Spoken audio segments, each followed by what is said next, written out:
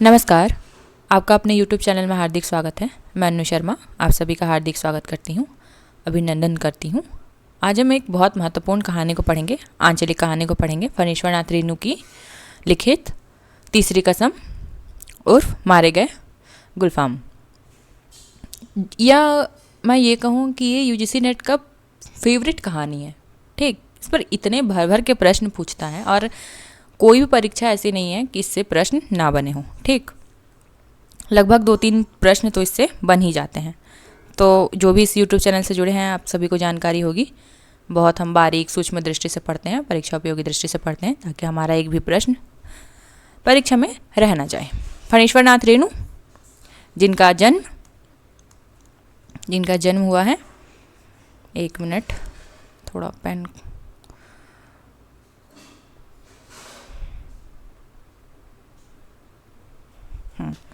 फणीश्वर नाथ रेणु का जन्म कब हुआ है? 4 मार्च 1921। ये ध्यान रख लेंगे आप, केवल 1921 को इनका जन्म हुआ है। ठीक, और कहाँ हुआ है? इनका जन्म हुआ था अररिया, बिहार। ठीक है, और ये ध्यान रखेंगे कि इन्होंने अपनी इंटरमीडिएट की परीक्षा जो है काशी हिंदू विश्वविद्यालय से की है। कब? 1942 में। बस ये तथ्य आप सुन के रखिए ताकि दिमाग में रहे, अगर परीक्षा में बाई चांस पूछ लेता है। जो कि UGC नेट का जो परीक्षा का पैटर्न है दिन प्रतिदिन बदलते जा रहा है, तो कहीं से भी प्रश्न उठा लेता है। तो ज़रूरी है सभी चीज़ें ध्यान में रखना। ठीक, अब आगे चलते हैं। मारे गए गुलफाम उर्फ तीसरी कसम, जो कि फणीश्वर नाथ रेणु की रचना है। और तीसरी कसम नाम से, तीसरी कसम जो कहानी है यह किस रचना में संकलित है? तो यह ठुमरी में संकलित है। और ठुमरी का प्रकाशन वर्ष क्या है? 1959, ध्यान में रख लेंगे। ठीक है, 1959 इसका प्रकाशन वर्ष है। ठीक, और तीसरी कसम के अलावा ठुमरी में कौन कौन सी रचनाएं, कहानियाँ, अन्य कहानियाँ संकलित हैं? तो ठुमरी में तीसरी कसम तो संकलित है ही, इसके अलावा लाल पान की बेगम ये भी संकलित है। ये ध्यान रखेंगे, ये दोनों रचनाएं हमारे UGC नेट के सिलेबस में लगी हुई हैं, तो इसको हम लोग ध्यान में रखना आप लोगों के लिए अनिवार्य है। ठीक है, दिमाग में डाल दीजिए कि तीसरी कसम और लाल पान की बेगम किस कहानी में संकलित है? तो ठुमरी जो कहानी संग्रह है फणीश्वर नाथ रेणु की, उसमें संकलित है। ठुमरी का प्रकाशन वर्ष क्या है? 1959। ठीक है, और इसके अलावा जो ठुमरी कहानी संग्रह है उसमें कौन कौन सी कहानियाँ संकलित है? रसप्रिया, तीर्थोदक, ठेश, नित्यलीला, पंचलाइट, सिर पंचमी का शगुन और 3 बिंदियाँ। इसमें आप रसप्रिया पूछा जाता है, ये ध्यान रख लेंगे। रसप्रिया कहाँ संकलित है? तो ठुमरी में। ठेस पूछा जाता है, ठेस कहाँ है? ठुमरी में संकलित। पंचलाइट कहानी पूछी जाती है, तो यह ध्यान रखेंगे, पंचलाइट भी कहाँ संकलित है? तो ठुमरी रचना में संकलित है। इसके अलावा इनके अन्य कहानी संग्रह जो कि प्रसिद्ध हैं, एक तो हो गया ठुमरी, यहाँ दूसरा मैं कर देती हूँ, दूसरा है आदिम। ध्यान में रख लीजिएगा, ये पूछा जाता है, क्रम से लगाने के लिए देता है। ठीक है, प्रकाशन वर्ष सहित इसको ध्यान में रखेंगे।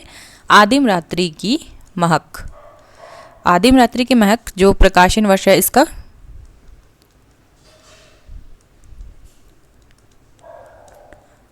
1967 इसका प्रकाशन वर्ष है। ठीक है, तीसरा कहानी संग्रह है, पूछा जाता है, मैं बार बार कह रही हूँ, ध्यान में रखना अनिवार्य है। अग्निखोर, अग्निखोर का प्रकाशन वर्ष क्या है? अग्निखोर का प्रकाशन वर्ष है 1973। ठीक है, अन्य कहानी संग्रह में एक श्रावणी दोपहर की धूप, एक धूप, इसका प्रकाशन वर्ष क्या है? 1984। ठीक, और अंतिम या 5वें नंबर में कहूँ, अच्छे आदमी, अच्छे आदमी जिसका प्रकाशन वर्ष क्या है? 1986। ठीक, इसमें अग्निखोर पूछा गया है, आदिम रात्रि की महक, एक श्रावणी दोपहर की धूप। ये तो एक प्रश्न ही में आया था असिस्टेंट प्रोफेसर में कि एक श्रावणी दोपहर की धूप कहानी संग्रह किसकी है? तो ये फणीश्वर नाथ रेणु की है। ठीक, तो इनके जितने भी 6 कहानी संग्रह हैं उसको प्रकाशन वर्ष सहित ध्यान में रख लीजिएगा। आगे चलते हैं। जो हम इस कहानी को पढ़ रहे हैं उसका कथासार देखिए। आंचलिक कहानी। आंचलिक कहानी के संबंध में इनकी एक बहुत प्रसिद्ध रचना है मैला आंचल, जिस पर हम अपने YouTube चैनल पर बात कर चुके हैं, तो वहाँ से आप लोग देख लीजिएगा। आंचलिकता पर वहाँ विस्तार से बताई गई हैं चीज़ें। वैसे ही आज की क्लास थोड़ी बड़ी होने वाली है, क्योंकि हम जो तीसरी कसम है उसको पूरी कहानी को पढ़ेंगे, क्योंकि पूछा जाता है, कहीं से भी प्रश्न पूछ लेते हैं, इसलिए। ठीक है, आंचलिक कहानी है इसलिए हम थोड़ा जल्दी करेंगे। ठीक, आंचलिक कहानी है, इसमें ग्राम गीतों का भी प्रयोग हमें देखने को मिलता है, और साथ ही प्रेम की पीड़ा और उसकी भीनी खुशबू इस कहानी में हमें देखने को मिलेगी। आंचलिक कहानी, और जैसे कि आप लोग जानते ही होंगे, फणीश्वरनाथ रेणु जो है वो आंचलिक कथाकार के रूप में प्रसिद्ध भी हैं। ठीक, तो तीसरी कसम आंचलिक कहानी है। इसमें ग्रामीण जो गीत है, बहुत ग्रामीण गीतों का प्रयोग हुआ है। और यूजीसी जो क्या करता है, यूजीसी जितने भी इस रचना में गीत आए हैं, ग्रामीण गीत, उसको क्रम से लगाने के लिए देता है। ठीक, ये पूछता है कि पहले कौन से गीत हैं, दूसरे में कौन से गीत हैं, गीतों को दे देगा, क्रम से लगाने के लिए देगा कि पहले कौन आया था, उसके बाद कौन आया था, अंत में कौन आया था। ठीक है, तो इस प्रकार हम परीक्षा जिस प्रकार प्रश्न पूछ रहा है उसी को हम आधार बनाकर पढ़ेंगे। ठीक, और साथ ही हमें क्या देखने को मिलेगा, प्रेम की पीड़ा और उसकी भीनी खुशबू भी हमें इस कहानी में देखने को मिलेगी। मूल कथा में नायक कौन है, ध्यान में रख लेंगे, हीरामन द्वारा खाई गई 3 कसमों की चर्चा के साथ नायक के प्रेम प्रसंग की कहानी है। तीसरी कसम। ठीक, तो इसमें जो हीरामन है, नायक का क्या नाम है इसमें, हीरामन, वह 3 कसम खाता है। तीनों कसम की इसमें चर्चा है इस कहानी में। ठीक है, और साथ ही नायक के प्रेम प्रसंग की भी चर्चा है। पहली कसम, अब ये ध्यान रखेंगे कि ये तीनों कसम कौन कौन सी है। तीसरी कसम जो नाम ही है इसका ना, तो तीसरी कसम में आखिर वो पहला, दूसरा और तीसरा कसम है कौन सा, ये भी ध्यान रखेंगे, ये भी प्रश्न पूछा जाता है। पहला कसम क्या खाता है, वो चोरी का सामान गाड़ी में नहीं रखेगा, ये पहला है, 1 नंबर। ठीक, इसको भी ध्यान में रखने, क्रम से पूछा जा सकता है। चोरी का सामान वो कभी गाड़ी में नहीं रखेगा। कौन, इस तीसरी कसम कहानी का नायक। तीसरी कसम कहानी का नायक है कौन, हीरामन। ठीक, दूसरी कसम क्या खाता है कि वह बांस की लदनी नहीं करेगा। ठीक है, पहली कि चोरी का सामान नहीं रखेगा, दूसरा वो बांस की लदनी नहीं करेगा। ठीक, और तीसरी कसम क्या खाता है, वो तीसरी कसम खाता है कि नाटक वाली कंपनी को गाड़ी में नहीं बैठाएगा। ये हम पढ़ेंगे कि अभी आप लोग को हो सकता है कि आप अभी शुरू कर रहे हैं इस कहानी को पढ़ना, तो आप लोग को ये समझ में ना आए कि ये आखिर ये कंपनी वाले को गाड़ी में बैठाने से क्या मतलब है। तो हम आगे पढ़ेंगे तो चीज़ें आप लोग को स्पष्ट होते जाएंगे। ठीक, बस ये ध्यान रख लीजिए अभी कि पहला चोरी का सामान नहीं ला देगा, दूसरा बांस की लदनी नहीं करेगा, और तीसरा है वो कंपनी की औरत या कंपनी की गाड़ी को नहीं बैठाएगा। ठीक, कंपनी वाली को नहीं बैठाएगा। हीरामन और हीराबाई के बैलगाड़ी सफ़र के माध्यम से लोक संस्कृति, इसमें निहित रस और मर्यादित निश्चल प्रेम को व्यक्त करने वाली कहानी है। यह बहुत महत्वपूर्ण है, बहुत ही महत्वपूर्ण है।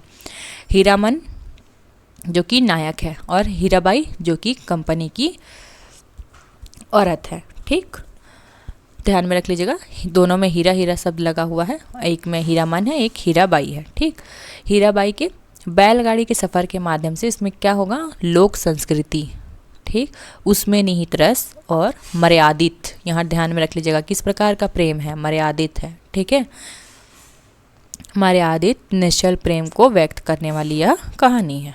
मुख्य पात्र में देख लेते हैं। मुख्य पात्र में पहला ही पात्र है हीरामन जो कि नायक है। खादी देहाती पात्र, किस प्रकार का पात्र है, देहाती। ठीक, 40 साल का हट्टा कट्टा काला कलूटा देहाती नौजवान। अब ये ध्यान रखेंगे, ये जो हीरामन है इसका कितने वर्ष का है, यह 40 वर्ष का है। अगर पूछ लिया जाए कि हीरामन जो कि तीसरी कसम कहानी का नायक है, उसकी उम्र फणीश्वरनाथ रेणु कितनी बताते हैं, तो ध्यान में रखेंगे उसकी उम्र बताते हैं 40 वर्ष। ठीक, और साथ ही उसका शारीरिक ढांचा रूप रंग कैसा है, तो वह काला कलूटा है और देहाती नौजवान है। ठीक है, जिसे अपनी गाड़ी और बैलों के सिवाय दुनिया में किसी अन्य काम में दिलचस्पी ही नहीं है।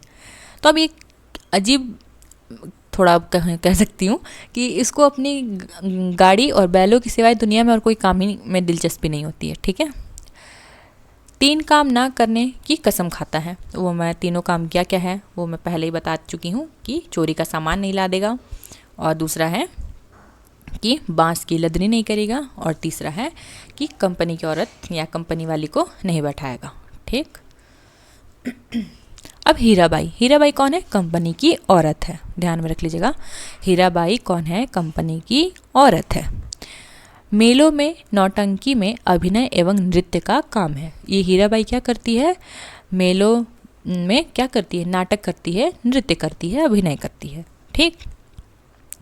हीरामन को अपना उस्ताद मानती है। ये हीरामन को क्या मानती है? अपना उस्ताद मानती है। ये भी ध्यान रख लीजिएगा, प्रश्न किसी भी प्रकार बन सकते हैं। ठीक है। और अगर आप लोग प्रश्न करना चाहते हैं, बहुत से बच्चों का कमेंट आ रहा है कि आप इसके अंत में प्रश्न करवा दिया करिए, तो आप हमारे टेलीग्राम चैनल से जुड़िए, वहाँ हम लोग प्रश्न करवाते हैं।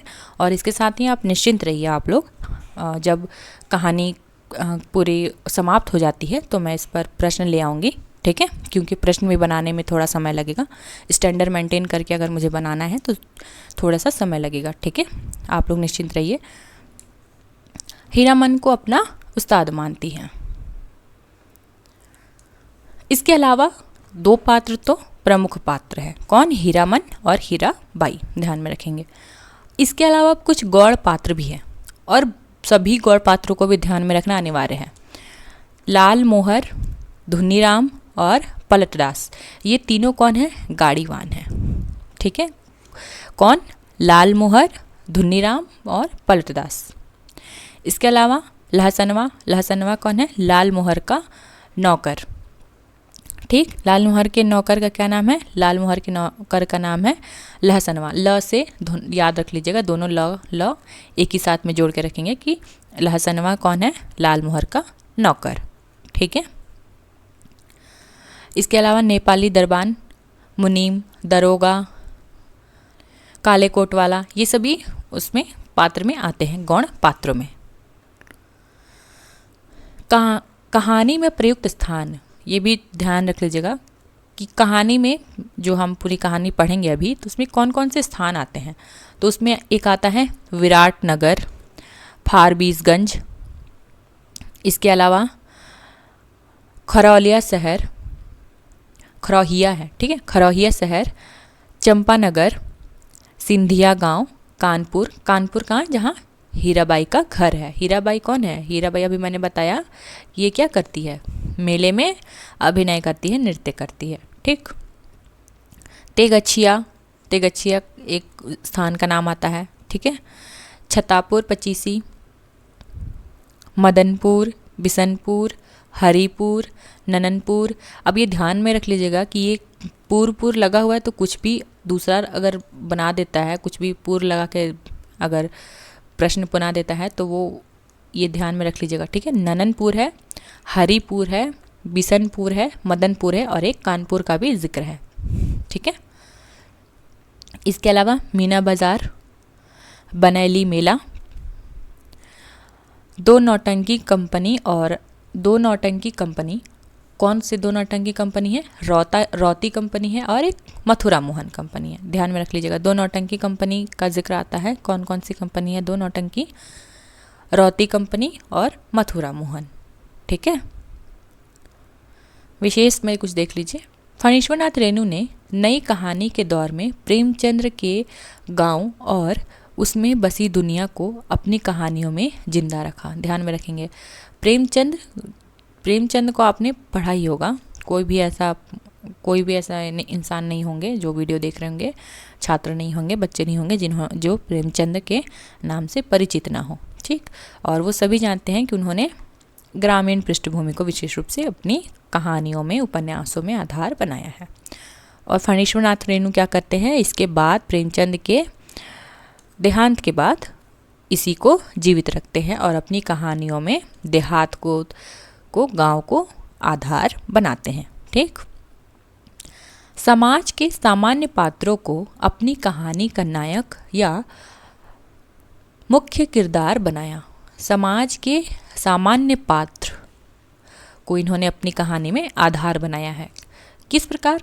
जैसे कि मैंने बताया कि अभी तीसरी कसम का नायक है कौन? तीसरी कसम का नायक है हीरामन। और हीरामन का शारीरिक ढांचा, रूप रंग कैसा है?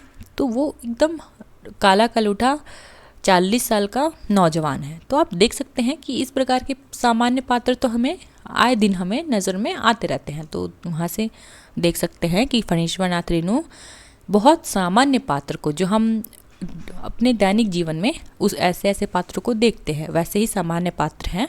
ठीक है, किसी प्रकार के धीरोदात्त नायक, धीर ललित नायक की यहाँ कोई कल्पना दूर दूर तक नहीं है।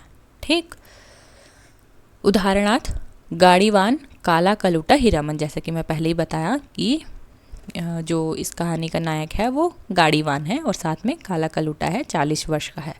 ठीक है, जिस प्रकार हम संस्कृत की अगर रचनाओं को पढ़े तो उसमें जो न ये कहूँ कि नायक है वो उच्च वर्ग से होना चाहिए वगैरह वगैरह, उसमें क्राइटेरिया सेट है। तो लेकिन आंचलिक रचनाओं में ऐसा कुछ नहीं है। ठीक, कहानी में 3 काम ना करने की कसम, ये पहले ही बता चुकी हूँ, फिर से ध्यान में रख लीजिए। चोरी का सामान नहीं करेगा, चोरी का सामान नहीं ला देगा हीरामन, बांस की लदरी नहीं करेगा और कंपनी की औरत को नहीं ले जाएगा। ठीक है, ये तीनों कसम खाता है। कौन? हीरामन। हीरामन का सहज और सरल व्यक्तित्व, मसलन भाई के प्रति सम्मान और भौजाई से डर। बहुत ही सरल सहज व्यक्ति है। ठीक, जो भाई के प्रति उसको उसके हृदय में सम्मान है और भौजाई से उसको डर भी लगता है। भौजाई माने भाई की, उनके जो बड़े भाई है उनकी पत्नी। ठीक, रेणु ने लोक जीवन की समृद्धि को दिखाया है। लोक जीवन, ये हम जब अपने मैला आंचल को पढ़ रहे थे उपन्यास को, तो उसमें भी हमने देखा है कि उसमें लोक जीवन जीवंत रूप में प्रस्तुत होता है। ठीक है, और रेणु की कहानियों की, रेणु के उपन्यास की ये प्रमुख विशेषता है। ठीक, उसमें त्याग, गीत और परिवेश को सुंदर ढंग से सजाया है। हीरामन का संसार लगा और देखा से बना है, हीराबाई का संसार परखा है। कहानी में एक जगह जगन्नाथ धाम का नाम उल्लेख है। ध्यान में रख लीजिएगा, कहानी में एक जगह इसका नाम है जगन्नाथ धाम का उल्लेख है। ठीक है, इस कहानी पर तीसरी कसम फिल्म भी बनाई गई है और ये भी ध्यान रखेंगे कि इस कहानी पर तीसरी कसम फिल्म भी बनाई जा चुकी है। ठीक है, कहानी की मूल संवेदना प्रेम है। यहीं से प्रश्न अगर बन जाता है कि कहानी की मूल संवेदना क्या है, तीसरी कसम कहानी की मूल संवेदना प्रेम है, त्याग है, ईर्ष्या है, द्वेष है, इस प्रकार के ऑप्शंस दे दे तो उसमें कहानी की मूल संवेदना क्या है? प्रेम है। ठीक है, यह एक अधूरी प्रेम कहानी बनकर रह जाती है, किंतु कहानी की प्रमुख संवेदना है तो प्रेम, किंतु ये प्रेम किस प्रकार का है? अधूरी है, अधूरा है। ठीक है, तत्कालीन समय में मनोरंजन के साधन नौटंकी का वास्तविक चित्रण। जब हम पढ़ेंगे तो देखेंगे कि नौटंकी कंपनी की स्थिति वास्तविक यथार्थ वो खोलकर हमारे सामने रखते हैं। अभी जब हम आगे पढ़ेंगे तो मैं उसको विस्तार से समझाते चलूँगी। ठीक है, तो ये हुआ कहानी के संबंध में कुछ कुछ महत्वपूर्ण तथ्य जो कि आप लोग को जानना अनिवार्य था। अब हम चलते हैं अपनी कहानी पर। ठीक है,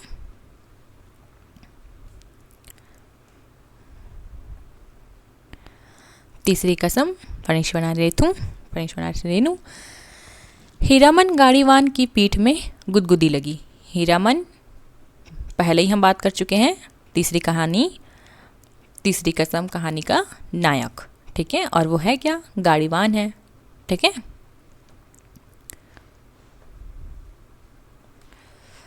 और शारीरिक ढांचा कैसा है? 40 वर्ष का है, काला कलूटा है, नौजवान है। ठीक, पिछले 20 वर्ष से गाड़ी हाँकता है हीरामन। कितने वर्षों से? यह भी ध्यान रख लीजिएगा कि यूजीसी नेट में जो प्रश्न सेट करते हैं, लगता है कहीं भी कोई सा भी पेज खोल देते हैं और जहाँ से जो भी पेज उनको जो भी पृष्ठ मिल जाता है वहीं से प्रश्न उठा लेते हैं। ठीक है, तो ये भी ध्यान रख लीजिएगा, अगर खुल जाता है किसी से प्रश्न तो अगर ये दिख जाए उनको तो कितने वर्ष से वो गाड़ी हाँक रहा है, यह भी ध्यान रखना अनिवार्य है, 20 वर्ष से। ठीक है। बैलगाड़ी। सीमा के उस पार मोरंग सीमा के उस पार मोरंग राज नेपाल से धान और लकड़ी ढो चुका है। क्या क्या क्या ढो चुका है? धान और लकड़ी, ध्यान में रख लीजिएगा। ठीक है। कंट्रोल के ज़माने में चोर बाजारी का माल इस पार से उस पार पहुंचाया है, लेकिन कभी तो ऐसी गुदगुदी नहीं लगी पीठ में। कंट्रोल का ज़माना।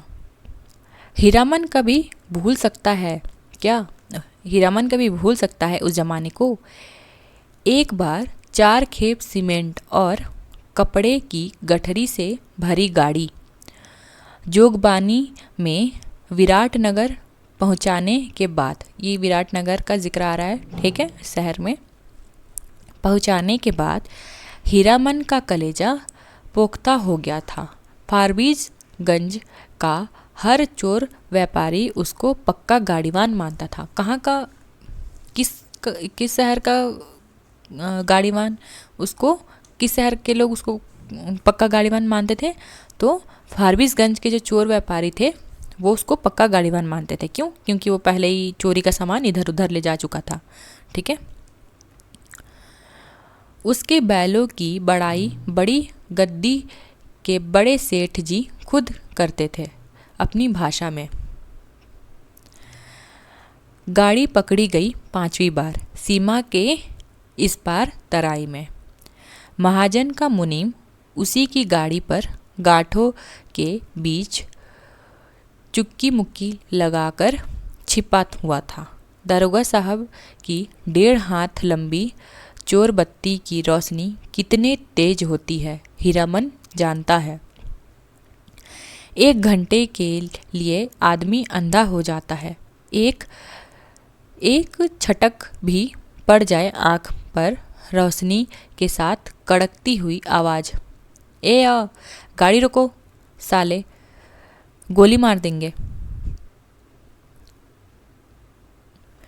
20 गाड़ियाँ एक साथ कचकचा कर रुक गईं। हीरामन ने पहले ही कहा था, यह 20 विसावेगा, ये 20 विसावेगा। दारोगा साहब उसकी गाड़ी से दुबके मुनीम जी पर रोशनी डालकर पिशाची हंसी हंसे, हा हा हा। मुनीम जी, ई ही साला गाड़ीवान, मुंह क्या देखता है?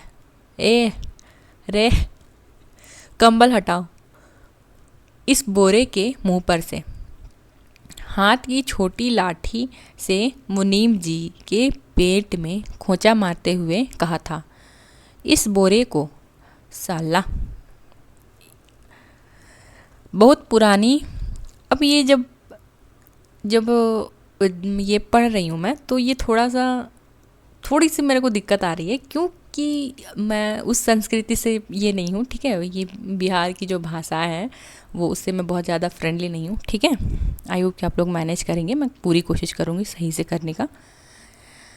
बहुत पुरानी अखज अदावत होगी दरोगा साहब और मुनीम जी में, नहीं तो उतना रुपया कबूलने पर भी पुलिस दरोगा का मन न डोला भला। 4,000 तो गाड़ी पर बैठा ही दे रहा है। लाठी से दूसरी बार खोचा मारा दरोगा ने। 5,000, फिर खोचा, उतरो पहले। मुनीम को गाड़ी से नीचे उतारकर दरोगा ने उसकी आंख पर रोशनी डाल दी। फिर 2 सिपाहियों के साथ सड़क से 20-25 रस्सी दूर झाड़ी के पास ले गए। गाड़ीवान और गाड़ियों पर 5-5 बंदूकों वाले सिपाही का पहरा। हीरामन समझ गया, इस बार निस्तार नहीं, जेल। हीरामन को जेल का डर नहीं, लेकिन उसके बैल न जाने कितने दिनों तक बिना चारा पानी के सरकारी फाटक में पड़े रहेंगे, भूखे प्यासे। हीरामन को अपने जेल जाने पर डर नहीं है, बल्कि उसको फिक्र किसकी हो रही है? बैल की। ठीक है। फिर नीलाम हो जाएंगे। भैया और भौजी को वह मुंह नहीं दिखा सकेगा कभी। नीलाम की बोली उसके कानों के पास गूंज गई। 1, 2, 3। दारोगा और मुनीम में बात पट नहीं रही थी शायद। हीरामन की गाड़ी के पास तैनात सिपाही ने अपनी भाषा में दूसरी सिपाही से धीमी आवाज़ में पूछा, का हो, मामला गोल होखी का? फिर खैनी तंबाकू देने के बहाने उस सिपाही के पास चला गया। 1, 2, 3। 3-4 गाड़ियों की आड़ हीरामन ने फैसला कर लिया। उसने धीरे से अपने बैलों के गले की रस्सियां खोल ली। गाड़ी पर बैठे बैठे दोनों को जुड़वा बांध दिया। बैल समझ गए उन्हें क्या करना है। हीरामन उतरा। जुती हुई गाड़ी में बांस की टिकटी लगाकर बैलों को कंधों को बेलाग किया। दोनों के कानों के पास गुदगुदी लगा दी और मन ही मन बोला, चलो भैयन, जान बचेगी तो ऐसी ऐसी सग्गड़गारी बहुत मिलेगी। 1, 2, 3, 9, 2, 11। मतलब भाग गए बैल को लेकर। ठीक। गाड़ियों की आड़ में सड़क के किनारे दूर तक घनी झाड़ी फैली हुई थी। दम साध कर तीनों प्राणियों ने झाड़ी को पार किया, बेखटक, बेआहट। फिर 1 ले, 2 ले, दुल्की चाल। दोनों बैल सीना तानकर फिर तिराई के घने जंगल में घुस गए। राह सूंघते नदी नाला पार करते हुए भागे, पूंछ उठाकर। पीछे पीछे हीरामन। रात भर भागते रहे तीनों जन। तीनों कौन? एक तो हीरामन, उनके दोनों बैल। घर पहुंचकर 2 दिन तक बेसुध पड़ा रहा हीरामन। होश में आते ही उसके कान पकड़ कर कसम खाई कि अब कभी ऐसी चीज़ों की लदनी नहीं लादेगा। उसने क्या चीज़ की लदनी लादी थी? चोरी की सामान की लदनी लादी थी ना, तभी तो पकड़ाया था। ठीक है। चोर बाजारी का माल, तौबा तौबा। पता नहीं मुनीम जी का क्या हुआ, भगवान जाने उसकी सग्गड़गारी का क्या हुआ। असली इस्पात लोहे की धुरी थी। दोनों पहिए तो नहीं, एक पहिया एकदम नया था। गाड़ी में रंगीन डोरियों के फुदने बड़े जतन से गुथे गए थे। 2 कस्में खाई है उसने। एक तो चोर बाजारी का माल नहीं ला देगा। पहला ध्यान में रख लीजिएगा, पहला क्या है? एक तो चोर बाजारी का माल नहीं ला देगा, चूँकि वो पकड़ाया था, और पकड़ाया था तो बहुत दिक्कत से भागा था। ठीक है, अपने बैलों को लेकर। दूसरा, बांस और अपने हर भाड़ेदार से वह पहले ही पूछ लेता, चोरी चमारी वाली चीज़ तो नहीं। और बांस लादने के लिए 25 रुपये भी दे कोई। हीरामन गाड़ी नहीं मिलेगी, हीरामन की गाड़ी नहीं मिलेगी, दूसरे की गाड़ी देखो। और साथ ही चोरी चमारी का तो माल नहीं ला देगा, इसके साथ ही बांस भी नहीं ला देगा, चाहे उसको कितने रुपए मिले, 25 रुपये ही क्यों ना मिल जाए। उस समय आप लोग को अभी लगता होगा कि 25 रुपये कितने ही होते हैं, लेकिन ये ध्यान में रख लीजिएगा कि ये कहानी जो है 1960 के आसपास की है। ठीक है, 59 में ये प्रकाशित है। तो उस समय 25 रुपये की बहुत बड़ी कीमत होती थी। ठीक है। बांस लदी हुई गाड़ी से 4 हाथ आगे बांस का अगुआ निकला रहता है और पीछे की ओर 4 हाथ पिछुआ। अगर आप लोगों ने देखा होगा बांस को किसी गाड़ी में लदे हुए, जो कि इसकी बैलगाड़ी है उसी प्रकार की गाड़ी में, तो बांस आगे भी निकला होता है और पीछे भी की ओर भी निकला होता है। ये अगर गाड़ी का पोर्शन है तो ये यहाँ भी निकला होता है और यहाँ भी निकला होता है। ठीक है। काबू के बाहर रहती है गाड़ी हमेशा, सो बेकाबू लदनी और खरहिया शहर वाली बात। 30 पर बांस का अगुआ पकड़कर चलने वाला भाड़ेदार का महाभकुआ नौकर लकड़ी स्कूल की ओर देखने लगा। लड़की स्कूल की ओर देखने लगा। बस मोड़ पर घोड़ा गाड़ी से टक्कर हो गई। किससे टकराया था? घोड़ा गाड़ी से। ठीक है। जब तक हीरामन बैलों की रस्सी खींचे तब तक घोड़ा गाड़ी की छाती बांस के अगुआ में फंस गई। घोड़ा गाड़ी वाले ने तड़ताड़ चाबुक मारते हुए गाली दी थी। बांस की लदनी ही नहीं, हीरामन ने खरहिया शहर की लदनी भी छोड़ दी। क्या किया था? जब घोड़ा गाड़ी से टकरा गया था। ठीक है। और कहाँ देखने लगा था हीरामन? लड़की स्कूल के ओर देखने लगा था। ठीक है। तो कहाँ टकरा के जाकर? घोड़े गाड़ी से टकरा गया। ठीक। तो उसी समय से उसने फिर उसको डांट पड़ा था। ठीक है। गाली दी थी घोड़गाड़ी वाले ने। ठीक है। बांस की लदनी ही नहीं, साथ में हीरामन खरहिया शहर की लदनी भी छोड़ दी है। किस शहर की लदनी भी छोड़ दी है? बांस के साथ साथ खरहिया शहर की भी लदनी छोड़ दी है। और फारबिसगंज के मोरंग का भाड़ा ढोना शुरू किया तो गाड़ी ही पार। कई वर्षों तक हीरामन ने बैलों को आधीदारी पर जोता। आधा भाड़ा गाड़ी वाले का और आधा बैल वाले का हिस्सा। गाड़ीवानी करो मुफ्त। आधीदारी की कमाई से बैलों के ही पेट नहीं भरते। पिछले साल ही उसने अपनी गाड़ी बनाई है। देवी मैया भला करे उस सर्कस कंपनी के बाघ का।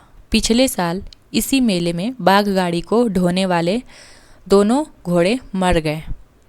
चंपानगर से फारबिसगंज मेले आने के समय सर्कस कंपनी के मैनेजर ने गाड़ीवान पट्टी में ऐलान करके कहा, 100 रुपया भाड़ा मिलेगा। 1-2 गाड़ीवान राजी हुए, लेकिन उसके बैल बाघ गाड़ी के 10 हाथ दूर ही डर से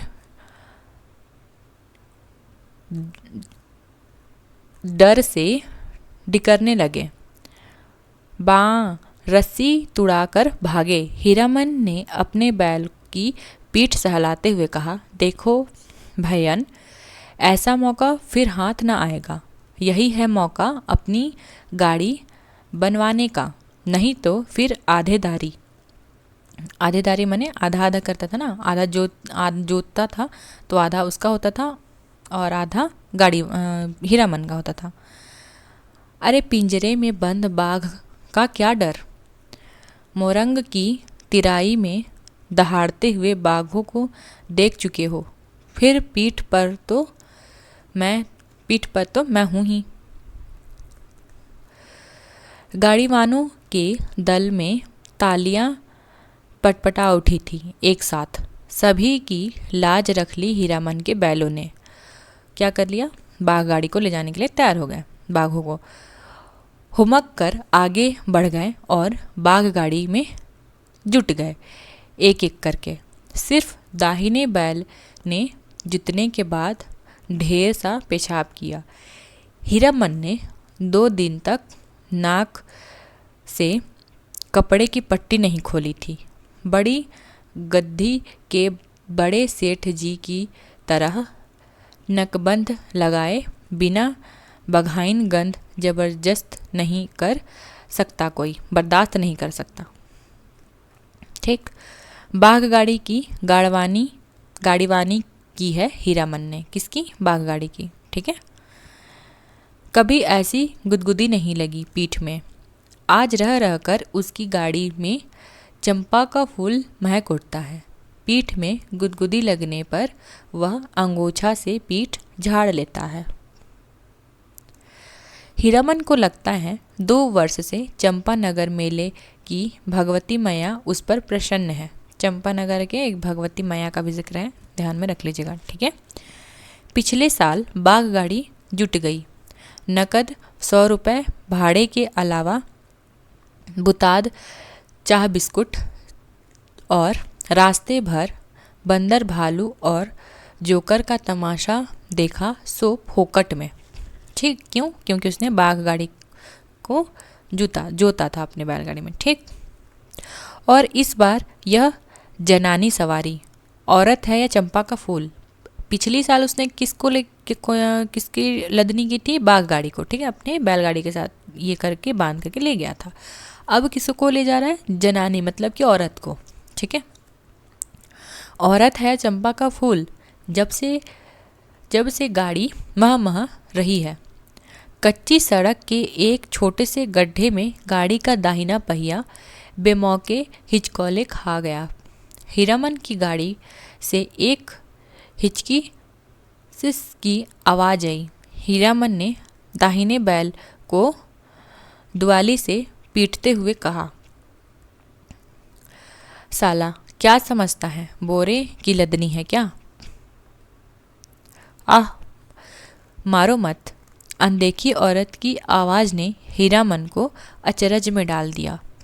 बच्चों की बोली जैसी महीन फेनू गिलास बोली।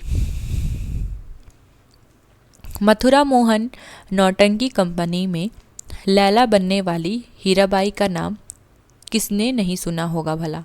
लेकिन हीरामन की बात निराली है। उसने 7 साल तक लगातार मेलों में लदनी लादी है, कभी नौटंकी थिएटर या बायोस्कोप सिनेमा नहीं देखा।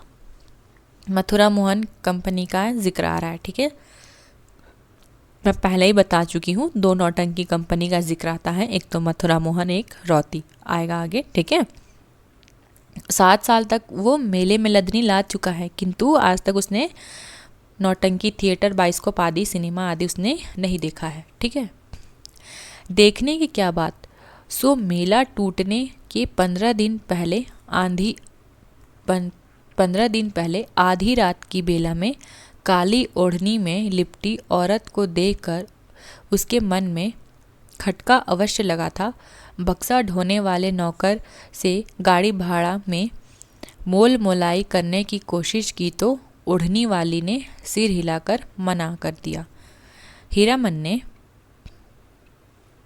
गाड़ी जोतते हुए नौकर से पूछा, क्यों भैया, कोई चोरी चमारी का माल वाल तो नहीं? हीरामन को फिर अचरज हुआ।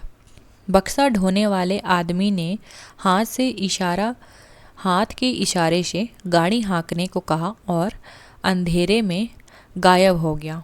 हीरामन को मेले में तंबाकू बेचने वाली बूढ़ी काली साड़ी वाली की याद आई थी। ऐसे में कोई क्या गाड़ी हाँके? एक तो पीठ में गुदगुदी लग रही है, दूसरे रह रहकर चंपा का फूल खिल जाता है उसकी गाड़ी में। बैलों को डांटे तो इस बिस करने लगती है उसकी सवारी। औरत अकेली, तंबाकू बेचने वाली बूढ़ी नहीं। आवाज़ सुनने के बाद वह बार बार मुड़कर टप्पर में एक नज़र डाल देता है, अंगोछे से पीठ झाड़ता है। भगवान जाने क्या लिखा है इस बार उसकी किस्मत में। गाड़ी जब पूरब की ओर मुड़ी, एक टुकड़ा चांदनी उसकी गाड़ी में समा गई। सवारी की नाक पर एक जुगनू जगमगा उठा। हीरामन को सब कुछ रहस्यमय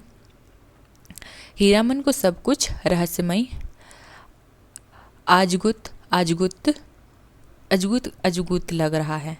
सामने चंपानगर से सिंधिया गांव तक फैला हुआ मैदान, कहीं डाकिनी पिशाचनी तो नहीं? सिंधिया गांव में फैला हुआ मैदान, चंपानगर से सिंधिया तक फैला हुआ मैदान का जिक्र है। ठीक है, हीरामन की सवारी ने करवट ली। चांदनी पूरे मुखड़े पर पड़ी तो हीरामन चीखते चीखते रुक गया। अरे बाप, ये तो परी है। उसके पीछे एक कौन है? एक स्त्री बैठी हुई है। वो कौन? हीराबाई बैठी हुई है। ठीक, परी की आंखें खुल गई। हीरामन ने सामने सड़क की ओर मुंह कर लिया और बैलों को टिटकारी दी। वह जीभ को तालू से सटाकर टिट्टी टिट्टी आवाज निकालता है।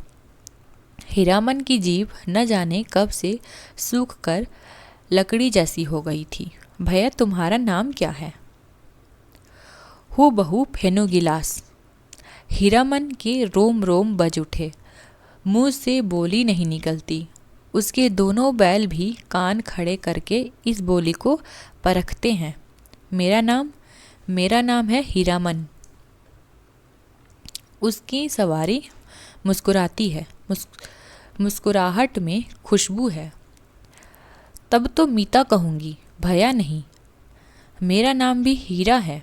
अब ये ध्यान रखेंगे, हीरा बाई जो है, ये इस जो लदनी ले जा रहा है, किसकी लदनी ले जा रहा है? वो एक कंपनी की औरत की लदनी ले जा रहा है। और कंपनी की औरत है कौन? उसका क्या नाम है? हीरा बाई है।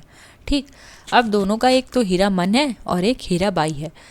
तो हीरा बाई जब पूछती है कि तुम्हारा नाम क्या है, तो वो क्या कह रहा है? हीरा मन है। तो हीरा बाई कहती है कि अब से तुमको मैं क्या कहूँगी? मीता कहूँगी। ध्यान में रख लीजिएगा, ठीक है।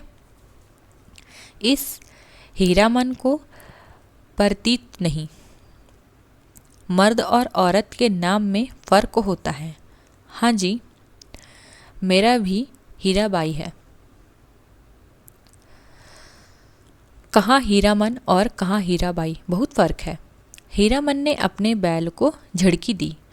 कान चुनिया कर गप सुनने से ही 30 कोस मंजिल कटेगी क्या? इस बाएं नाटे के पेट में शैतानी भरी है। हीरामन ने बाएं बैल को दुआली की हल्की झपट दी। मारो मत, धीरे धीरे चलने दो। जल्दी क्या है? कौन कह रहा है? हीराबाई कह रही है। हीरामन के सामने सवाल उपस्थित हुआ। वह क्या कह कर गप करे हीराबाई से? अब वो सोच रहा है क्या कह कर बातें शुरू करे। ठीक। तोहे कहे आहा। उसकी भाषा में बड़ों को आहा अर्थात आप कहकर संबोधित किया जाता है। कचराही बोली में 2-4 सवाल जवाब चल सकता है। दिल खोल गप तो गांव की बोली में ही की जा सकती है किसी से। ध्यान में रख लीजिएगा, यहाँ पर भाषा और बोली में भी हम अंतर देख सकते हैं। ठीक है। कचराही बोली में तो बात तो कर सकते हैं, किंतु उसमें कम ही सवाल कर सकते हैं। ठीक है। जैसे हिंदी अंग्रेजी में भी हम कर सकते हैं। अंग्रेजी में किसी से बात करें तो उस प्रकार की हम आत्मीयता से बात नहीं कर सकते हैं जिस प्रकार हम अपनी मातृभाषा में बात कर सकते हैं। मान लेते हैं किसी की मातृभाषा भोजपुरी है, तो वह हिंदी में उतना सहज नहीं होगा, या कहूँ अंग्रेजी में उतना सहज नहीं होकर बात कर सकेगा, उतनी आत्मीयता के साथ बात नहीं कर सकेगा। ठीक वही कह रहे हैं यहाँ पर फरीश्वरनाथ रेणु। आश्विन कार्तिक के भोर में छा जाने वाले कुहासे से हीरामन को पुरानी चिढ़ है। क्या चिढ़ है हीरामन को? किससे चिढ़ है? आश्विन कार्तिक में जो कुहासे छा जाते हैं उससे। ठीक है। बहुत बार वह सड़क भूल कर भटक चुका है। क्यों चिढ़ है? क्योंकि वो सड़क ही भटक जाता है, भूल जाता है, इसी कारण उसको चिढ़ है। क्यों? क्योंकि कुहासे छा जाते हैं, इससे वो भूल जाता है सड़क। किंतु आज के भोर के इस घने कुहासे में भी वह मग्न है। नदी के किनारे धान खेत से फूले हुए धान के पौधे की पवनिया गंध आती है। पर्व पावन के दिन गांव में ऐसी ही सुगंध फैली होती है। उसकी गाड़ी से फिर चंपा का फूल खिला। उस फूल में एक परी बैठी है, जय भगवती। हीरामन ने आँख की कनखियों से देखा। उसकी सवारी मीता हीराबाई की आंखें गुजर गुजर उसको हेर रही थी। हीरामन के मन में कोई अजानी रागिनी बज उठी। सारी देह सिसरा रही है। बोला, बैल को मारते हैं तो आपको बहुत बुरा लगता है? ये कौन कह रहा है? हीरामन कह रहा है, क्योंकि हीराबाई मना कर रही है बैलों को मारने से। ठीक है। हीराबाई ने परख लिया, हीरामन सचमुच हीरा है। 40 साल का हट्टा कट्टा काला कलूटा देहाती नौजवान अपनी गाड़ी और अपने बैलों के सिवाय दुनिया में किसी और बात में विशेष दिलचस्पी नहीं लेता है। ध्यान में रख लीजिएगा, ठीक है। ये तो हम पहले ही बात कर चुके हैं। 40 वर्ष का है, हट्टा कट्टा नौजवान भी है, काला कलूटा है, देहाती नौजवान है, ठीक है। और उसको अपने बैलों के सिवाय किसी अन्य बातों में रुचि ही नहीं है, दिलचस्पी ही नहीं है, ठीक है। घर में बड़ा भाई है, खेती करता है। हीरामन का एक बड़ा भाई भी है, वो क्या करता है? खेती करता है, ठीक है। बाल बच्चे वाला आदमी है। कौन? हीरामन का भाई, बड़े भाई, ठीक है। हीरामन भाई से बढ़कर भाभी की इज्जत करता है, भाभी से डरता भी है। हीरामन भाई की इज्जत करता है, किंतु भाई की तुलना में वो अपनी भाभी की इज्जत ज़्यादा करता है और साथ में भाभी से डरता भी है। हीरामन की भी शादी हुई थी, बचपन में ही गौने के पहले ही दुल्हन मर गई है। अब ये ध्यान रख लीजिएगा, हीरामन का विवाह हो चुका था। अब क्या होता था, आज से लगभग अभी भी बाल विवाह का प्रचलन है राजस्थान हरियाणा जैसे राज्यों में, किंतु अभी इसका प्रचलन है तो आप समझ सकते हैं आज से लगभग 50-60 वर्ष पहले स्थिति और क्या रही होगी, 50-60-100 वर्ष पहले स्थिति कैसी होगी, ठीक है। पहले अभी लड़की हुई नहीं कि उसका गौना कर दिया जाता था किसी से, ठीक है। और मान लेते हैं वो मर ही गया लड़का, ठीक है। और भारत जो है वो पितृसत्तात्मक समाज है, तो इसमें पहले ही हम पढ़ चुके हैं कि इसमें सती प्रथा जैसे एक तरह से मैं कहूँ अमानवीय कानून भी रह चुके हैं, ठीक है। जिसमें उसका पति मर जाए तो स्त्री को क्या होना पड़ता था? जिंदा जलना पड़ता था, सती होना पड़ता था, ठीक है। लेकिन वही अगर पत्नी मर जाए तो पुरुष को कोई कुछ नहीं बोलता था, ठीक है। तो वहीं हीरामन का विवाह हो चुका था, गौना हो चुका था, किंतु उसकी दुल्हन जो है मर गई, पहले ही मर गई, ठीक है, गौने के पहले ही। हीरामन को अपनी दुल्हन का चेहरा याद नहीं। अब वो छोटे छोटे बच्चे होते हैं उस समय खेलना बाटी लेकर खेलते हैं बच्चे। अब उस समय उसको क्या होती है पत्नी, क्या होती है बच्चे, ये सब में क्या पता है, उसको खुद ही बच्चा है वो, ठीक है। तो उसको अपनी दुल्हन का चेहरा भी याद नहीं है। दूसरी शादी ना करने के अनेक कारण हैं। भाभी की जिद, कुमारी लड़की से ही हीरामन की शादी करवाएगी। कुमारी का मतलब हुआ 5-7 साल की लड़की, देख लीजिए, ध्यान में रखिएगा। भाभी की जिद है कि वो क्या करवाएगी, दूसरी शादी करवाएगी और कुमारी लड़की से करवाएगी। और कुमारी लड़की से क्या मतलब होता है? कुमारी लड़की से मतलब होता है 5-7 साल की लड़की, ठीक। कौन मानता है सरधा कानून? सरधा कानून ये जो है बाल विवाह को रोकने के लिए लाया गया था, बहुत ही याद रखिएगा, ठीक है। तो शारदा कानून का जिक्र किस में है? शारदा कानून का जिक्र आ रहा है तीसरी कसम में, ध्यान में रखेंगे, ठीक है। और उस कानून में था क्या कि बाल विवाह को रोकने के लिए बनाया गया था ये कानून, ठीक। कोई लड़की वाला दुव्याजू को अपनी लड़की गरज में पढ़ने पर ही दे सकता है। कोई लड़की वाला दो ब्याहू माने उसका विवाह हो चुका है ना, अब वो दूसरा ही विवाह करेगा। गरज लड़की गरज में पढ़ने पर ही दे सकता है। भाभी उसकी 3 सत करके बैठी है, बैठी है। भाभी के आगे भैया की भी नहीं जलती। अब हीरामन ने तय कर लिया है शादी नहीं करेगा। कौन बलाए मोल लेने आए? ब्याह करके फिर गाड़ीवानी क्या करेगा कोई, और सब कुछ छूट जाएगा। गाड़ीवानी नहीं छोड़ सकता हीरामन, सब कुछ छूट जाए तो छूट जाए, उस गाड़ीवानी नहीं छोड़ सकता है हीरामन, ये भी ध्यान रखेंगे, ठीक है।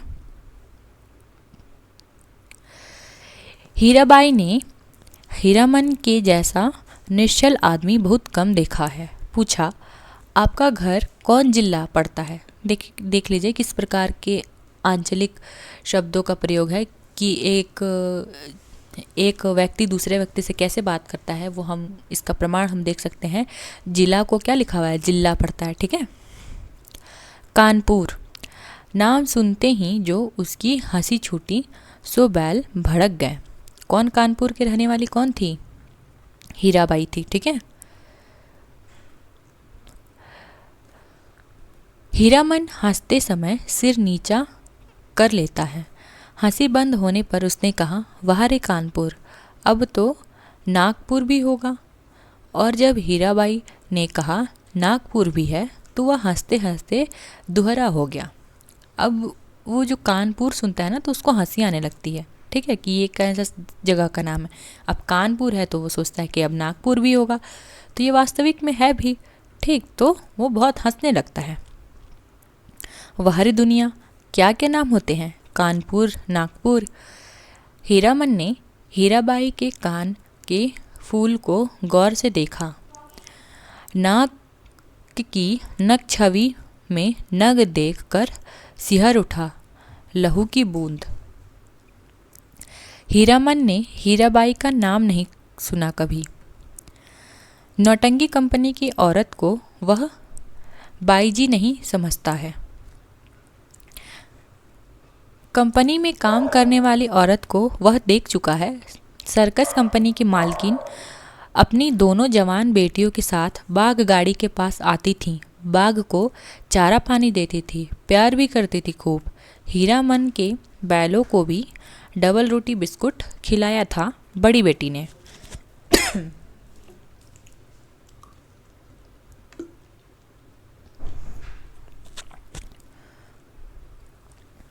हीरामन होशियार है। कुहासा छटते ही अपनी चादर से टप्पर में पर्दा कर दिया। बस 2 घंटा, उसके बाद रास्ता चलना मुश्किल है। कार्तिक की सुबह की धूल आप बर्दाश्त न कर सकिएगा। कजरी नदी के किनारे, अब ये यहाँ ध्यान रख लीजिएगा, कजरी नदी का जिक्र है। किस नदी का जिक्र है? तीसरी कसम में कजरी नदी का जिक्र है। ठीक है। कजरी नदी के किनारे तेगछिया के पास गाड़ी लगा देंगे, दोपहरिया काट कर। सामने आती हुई गाड़ी को दूर से ही देखकर वह सतर्क हो गया। लीक और बैलों पर ध्यान लगाकर बैठ गया। राह काटते हुए गाड़ीवान ने पूछा, मेला टूट रहा है क्या भाई? हीरामन ने जवाब दिया, वह मेले की बात नहीं जानता। उसकी गाड़ी पर बिदागी, बिदागी मतलब ये पूछा गया है यूजीसी नेट में कि बिदागी जो शब्द आया है उसका मतलब क्या होता है? बिदागी मतलब होता है नैहर या ससुराल जाती हुई लड़की है। ठीक है। वह क्या बोलता है गाड़ीवान से कि उसके गाड़ी पर कौन है? बिदागी। बिदागी मने नैहर या ससुराल जाती हुई लड़की। ध्यान में रख लीजिएगा। न जाने किस गांव का नाम बता दिया हीरामन ने। ठीक है, उसने बताया नहीं कि कौन है। ठीक, उसके वो क्या कहता है कि एक नैहर ससुराल जाती हुई लड़की है। उसने ये नहीं बताया कि हीराबाई है, कंपनी की औरत है। ठीक। छत्तापुर पिचारी, छत्तापुर पचीरा कहाँ है? कहीं हो। यह ले कर आप क्या करिएगा? हीरामन अपनी चतुराई पर हंसा। पर्दा डाल देने पर भी पीठ में गुदगुदी लगती है। हीरामन पर्दे के छेद से देखता है। हीराबाई एक दिया सलाई की डिबिया में बार बार आईने में अपने दांत देख रही है। मदनपुर मेले में एक बार बैलों को नन्ही चित्ती कौड़ियों की माला खरीद दी थी। हीरामन ने छोटी छोटी नन्ही कौड़ियों की पात। तेगछिया के तीनों पेड़ दूर से ही दिखाई पड़ते हैं। हीरामन ने पर्दे को जरा सरकाते हुए कहा, देखिए यह है तेगछिया। 2 पेड़ जटामासी बड़ है और उस पर फूल का क्या नाम है? आपके कुर्ते पर ऐसा फूल छपा हुआ है, वैसा ही खूब महकता है। 2 कोस दूर तक गंध जाती है। फूल उसको खमीरा तंबाकू में डालकर पीते हैं लोग। ठीक है। और उस अमराई की आड़ में कई मकान दिखाई पड़ते हैं। वहाँ कोई आदमी है या मंदिर? हीरामन ने बीड़ी सुलगाने के पहले पूछा, बीड़ी पिए? आपको गंध तो नहीं लगेगी? वही है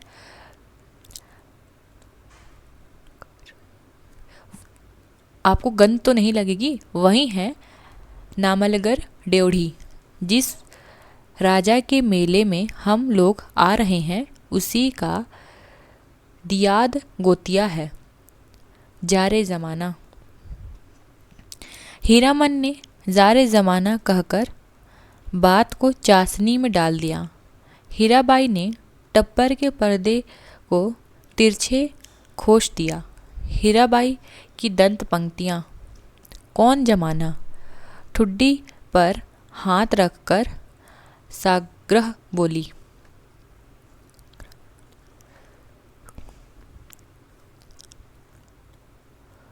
नामलगर ड्योढ़ी का जमाना क्या था और क्या से क्या हो गया? हीरामन गप रसाने का भेद जानता है। हीराबाई बोली, तुमने देखा था वह जमाना?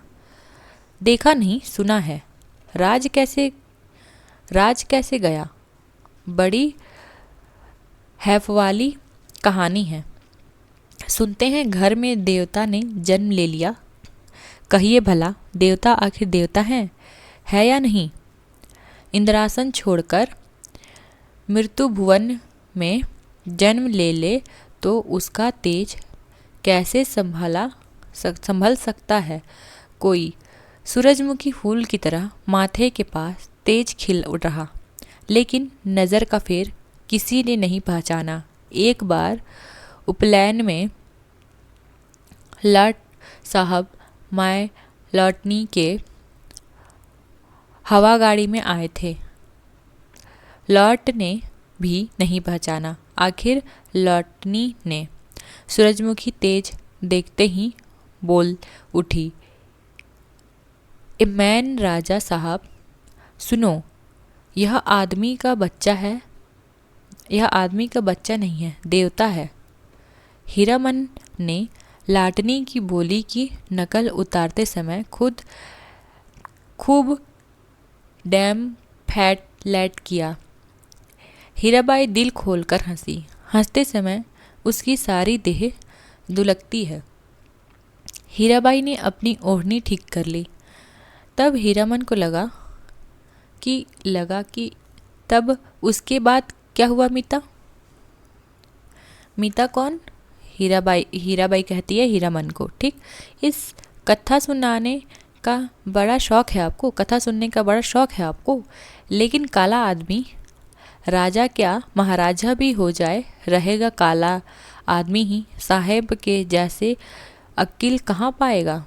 हंसकर बात उड़ा दी सभी ने। तब रानी को बार बार सपना देने लगे देवता। सेवा नहीं कर सकते तो जाने दो, नहीं रहेंगे तुम्हारे यहाँ। इसके बाद देवता का खेल शुरू हुआ। सबसे पहले दोनों दंतार हाथी मरे, फिर घोड़ा, फिर पटपटांग। पटपटांग क्या है? हीरामन का मन पल पल में बदल रहा है। मन में सतरंगा छाता धीरे धीरे खिल रहा है। उसको लगता है उसकी गाड़ी पर देवकुल की औरत सवार है। देवता आखिर देवता है। पटपटांग धन दौलत माल मवेशी सब साफ। देवता इंद्रासन चला गया। हीराबाई ने ओझल होते हुए मंदिर के कंगूरे की ओर देख कर लंबी सांस ली। लेकिन देवता ने जाते हुए कहा, इस राज में कभी एक छोड़ कर दो बेटा नहीं होगा।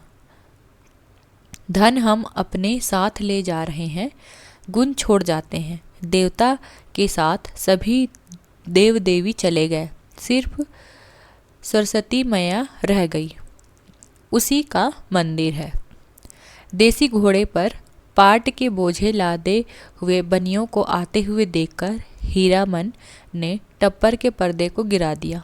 बैलों को ललकार कर विदेशिया नाच का वंदना गीत गाने लगा। कौन है नाच? विदेशिया नाच। ये विदेशिया नाच कहाँ प्रचलित है? बिहार में। ठीक है। सबसे पहले जो गीत गा रहा है यह भी ध्यान रखेंगे कि यहाँ पर यूजीसी नेट जो है वो गीतों का क्रम भी पूछता है। ठीक है, तो कौन सा गीत कैसे गा रहा है, कब गा रहा है, पहला कौन सा है, अंतिम कौन सा है, यह भी ध्यान रखेंगे। ठीक है, जय माँ सरस्वती अर्जी करत बानी, हमरा पर होखू सहाय है मैया, हमरा पर होखू सहाय। घुड़लद्दे बनियों ने हीरामन ने हुलस कर पूछा, क्या भाव पटुआ खरीदते हैं महाजन? लंगड़े घोड़े वाले बनिए ने बटगमनी जवाब दिया, नीचे 27-28 ऊपर 30, जैसे माल वैसा भाव।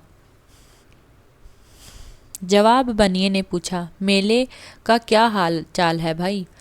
कौन नौटंकी कंपनी का खेल हो रहा है, रौता कंपनी या मथुरा मोहन? जैसे कि मैं बता चुकी हूँ कि 2 कंपनी नौटंकी कंपनी का जिक्र आता है, एक तो रौता कंपनी और दूसरा मथुरा मोहन। मेले का हाल मेला वाला जाने। हीरामन ने फिर छतापुर पचीरा का नाम लिया।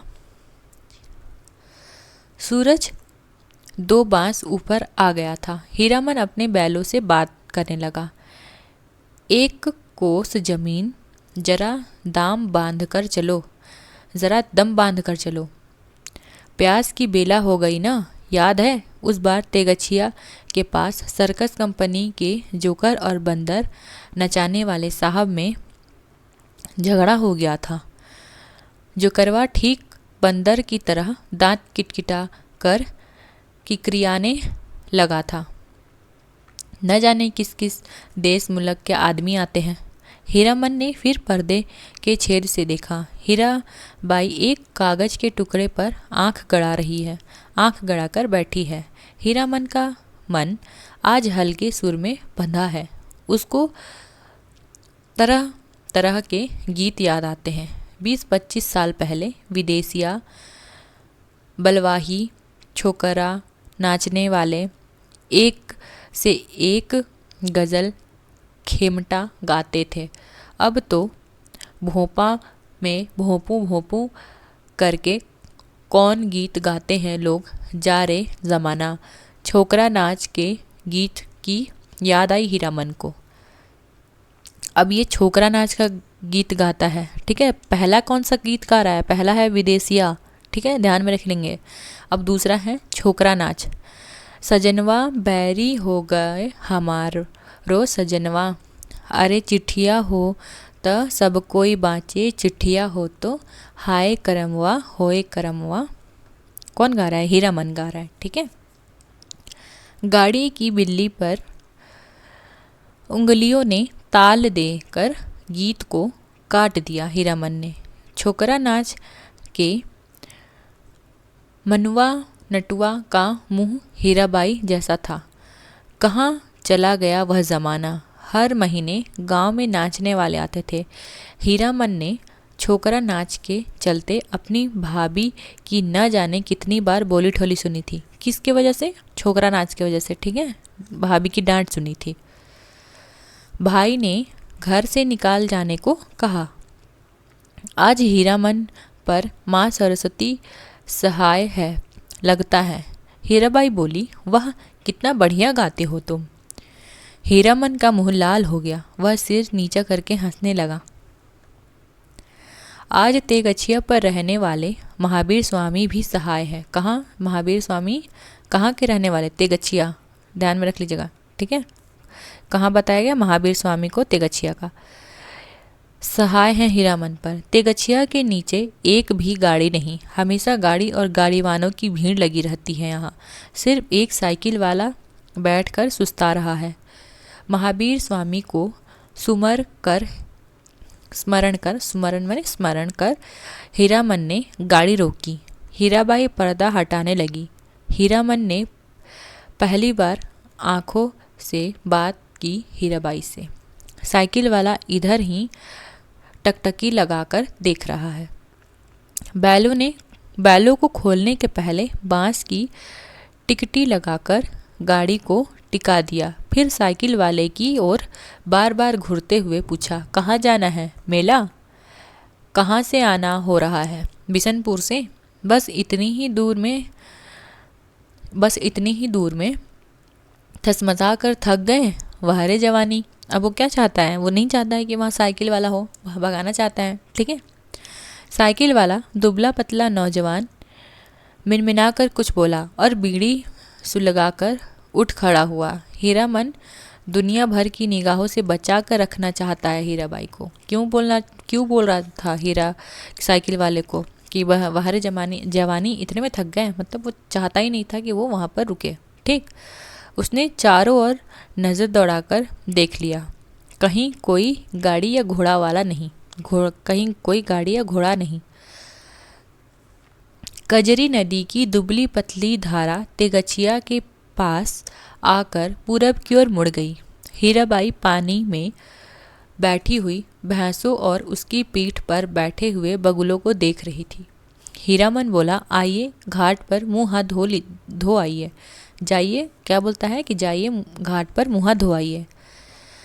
हीराबाई गाड़ी से नीचे उतरी। हीरामन का कलेजा धड़क उठा। नहीं नहीं, पाँव सीधे हैं, टेढ़े नहीं। लेकिन तलवा इतना लाल क्यों है? हीराबाई घाट की ओर चली गई। गांव की बहू बेटी की तरह सिर नीचा करके धीरे धीरे। कौन कहेगा कि कंपनी की औरत है? औरत नहीं, लड़की, शायद कुमारी ही है। हीरामन टिकी गाड़ी पर बैठ गया। उसने टप्पर में झांक कर देखा। एक बार इधर उधर देखकर हीराबाई के तकिए पर हाथ लगा दिया। फिर तकिए पर केहूनी डालकर झुकता गया। खुशबू उसकी देह में समा गई। तकिए के गिलाफ पर कढ़े फूलों को उंगलियों से छूकर उसने सूंघा। हाय रे हाय, कितनी सुगंध! हीरामन को लगा एक साथ 5 चिलम गांजा फूंक कर वह उठा है। हीराबाई के छोटे आईने में उसने अपना मुख देखा। आंखें उसकी इतनी लाल क्यों है? हीराबाई लौट कर आई तो उसने हंसकर कहा, अब आप गाड़ी का पहरा दीजिए, मैं आता हूँ तुरंत।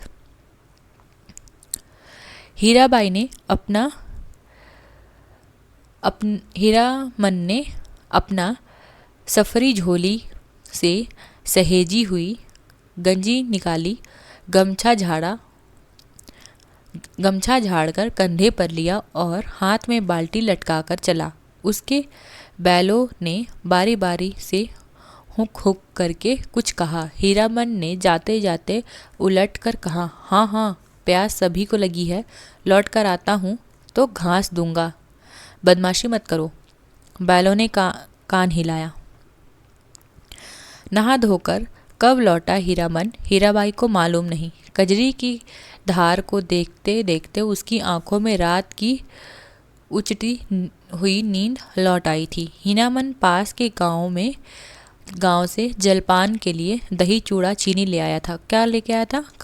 जलपान के लिए दही चूड़ा और चीनी। उठिए, नींद तोड़िए, 2 मुट्ठी जलपान कर लीजिए। हीराबाई आंख खोलकर अचरज में पड़ गई। एक हाथ में मिट्टी के नए बर्तन में दही केले के पत्ते, दूसरे हाथ में बाल्टी भर पानी, आंखों में आत्मीयतापूर्ण अनुरोध। इतनी चीज़ें कहाँ से ले आए? इस गांव का दही नामी है। चाह तो फारबिसगंज जाकर ही पाइएगा। चाह मने चाय। हीरामन की देह की गुदगुदी मिट गई। हीराबाई ने कहा, तुम भी पत्तल बिछाओ। क्यों, तुम नहीं खाओगे तो समेट कर रख लो अपनी झोली में, मैं भी नहीं खाऊंगी। इस हीरामन लजाकर बोला, अच्छी बात, आप खा लीजिए पहले पीछे क्या, तुम भी बैठो। हीरामन का जी जुड़ गया। हीराबाई ने अपने हाथ से उसका पत्तल बिछा दिया, पानी छींट दिया, चूड़ा निकाल दिया। इस धन्य है। हीरामन ने देखा भगवती मैया भोग लगा रही है। लाल होठों पर गोरस का परस। पहाड़ी तोते को दूध भात खाते देखा है। दिन ढल गया। टप्पर में सोई हीरा बाई और जमीन पर दरी बिछाकर सोए हीराबन की नींद एक ही साथ खुली। मेले की ओर जाने वाली गाड़ियां तेगछिया के पास रुकी हैं। बच्चे कचर पचर कर रहे हैं। हीरामन हड़बड़ाकर उठा। टप्पर के अंदर झांक कर इशारे से कहा, दिन ढल गया। गाड़ी में बैलों को जोतते समय उसने गाड़ीवानों के सवालों का कोई जवाब नहीं दिया। गाड़ी हाँकते हुए बोला, सिमरपुर बाजार के अस्पताल की डगरानी है। क्या बोल दिया उसने? ये नहीं बताया कि ये नौटंकी कंपनी की औरत है, बल्कि इसने क्या कह दिया, डॉक्टरनी है। ठीक है, सिमरपुर बाजार के अस्पताल की। ठीक है, रोगी देखने जा रही है। पास ही कुड़मा गांव। हीराबाई छत्तापुर पचीरी का नाम भूल गई। गाड़ी जब कुछ दूर आगे बढ़ आई तो उसने हंसकर पूछा, पत्तापुर छपीरा। हंसते हंसते पेट में बल पड़ जाए हीरामन के। पत्तापुर छपीरा, हा। वे लोग छत्तापुर पचीरा के ही गाड़ीवान थे। उससे कैसे कहता, ही। मतलब उसने बताया ही नहीं, क्या बता दिया, डॉक्टर नहीं है। ठीक है, और मरीजों को देखने जा रही है। हीराबाई मुस्कुराती हुई गांव की ओर देखने लगी। सड़क तेगछिया गांव के बीच से निकलती है। गांव के बच्चों ने पर्दे वाली गाड़ी देखी और तालियां बजा बजाकर रट लगाती हुई पंक्तियां दोहराने लगी। अब ये ध्यान रखेंगे कि ये जो पंक्तियां हैं कौन दोहरा रहा है? यह जो पंक्तियां दोहरा रहे हैं गांव के बच्चे दोहरा रहे हैं। इसके पहले हम विदेशिया नाच और एक छोकरिया नाच का जिक्र कर चुकी हैं। वो कौन गाता है? वो गाता है हीरामन। ठीक है, अब जो गीत गा रहे हैं वो बच्चे गा रहे हैं। ठीक है,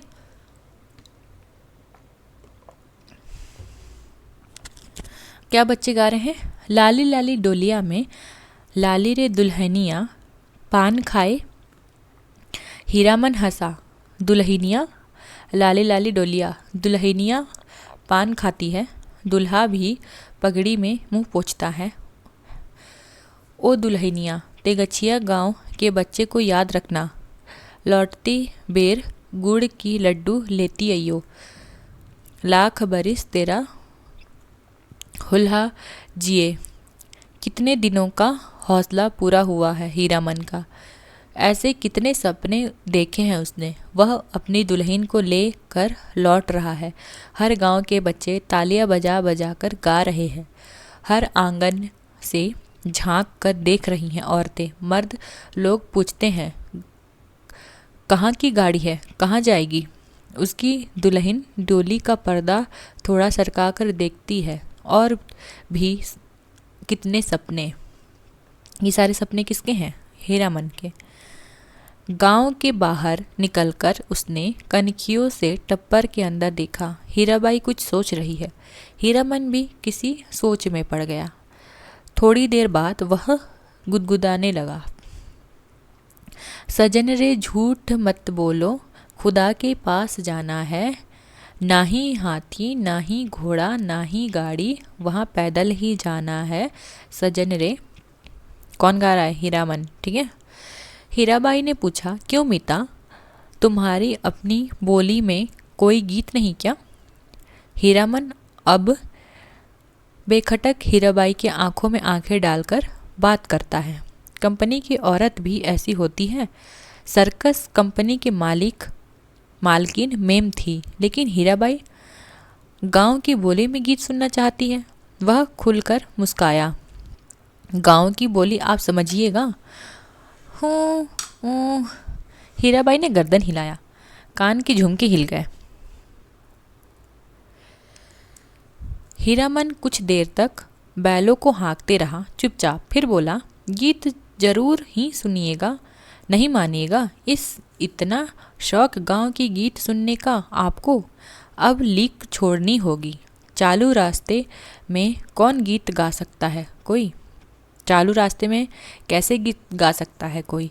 हीरामन ने बाएं बैल की रस्सी खींचकर दाहिने को लीक से बाहर किया और बोला, हरिपुर हो कर नहीं जाएंगे तब। चालू लीक को काटते देख हीरामन के गाड़ी के पीछे वाले गाड़ीवान ने चिल्लाकर पूछा, काहे हो गाड़ीवान, लीक छोड़कर बेलीक कहाँ उधर। हीरामन ने हवा में दुआली घुमाते हुए जवाब दिया, कहाँ है बेली की, वह सड़क नननपुर हो, नननपुर तो नहीं जाएगी। फिर अपने आप बड़बड़ाया, इस मुल्क के लोगों की यही आदत बुरी है, राह चलते 100 जिरह करेंगे। अरे भाई तुमको जाना है जाओ, देहाती भुच्च सब कौन कहता है। हीरामन कहता है, ठीक। नननपुर की सड़क पर गाड़ी लाकर हीरामन ने बैलों की रस्सी ढीली कर दी। बैलों ने दुलकी चाल छोड़कर कदम चाल पकड़ी। हीराबाई ने देखा, सचमुच नननपुर की सड़क बड़ी सुनी है। हीरामन उसकी आंखों की बोली समझता है। घबराने की बात नहीं, यह सड़क भी फारबिसगंज जाएगी। राह घाट के लोग बहुत अच्छे हैं, 1 घड़ी रात तक हम लोग पहुंच जाएंगे। हीराबाई को फारबिसगंज पहुंचने की जल्दी नहीं। हीरामन पर उसको इतना भरोसा हो गया है कि डर भय की कोई बात नहीं उठती मन में। हीरामन ने पहले ही जी भर मुस्का लिया। कौन गीत गाए अब। हीराबाई को गीत और कथा दोनों का शौक है। इस महुआ घटवारिन का जो है वो उसका अपनी भाषा में है, ठीक है। वह बोला, अच्छा जब आपको इतना शौक है तो सुनिए महुआ घटवारिन का गीत। इसमें गीत भी है, कथा भी है। किसका? महुआ घटवारिन। ध्यान में रख लीजिएगा, बहुत ही महत्वपूर्ण है, पूछा गया है प्रश्न। कितने दिनों के बाद भगवती ने यह हौसला भी पूरा कर दिया। जय भगवती। आज हीरामन अपने मन को खलास कर देगा। वह हीराबाई की थमी हुई मुस्कुराहट को देखता रहा।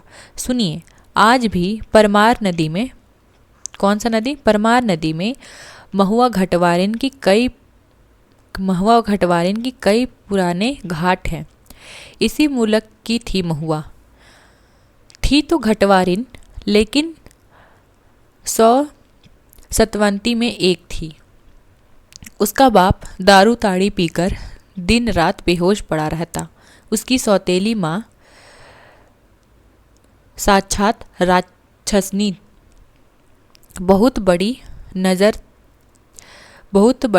नज़र चालाक। रात में गांजा दारू अफीम चुराकर बेचने वाले से लेकर तरह तरह के लोगों से उसकी जान पहचान थी। सबसे घुट्टा भर हेलमेल।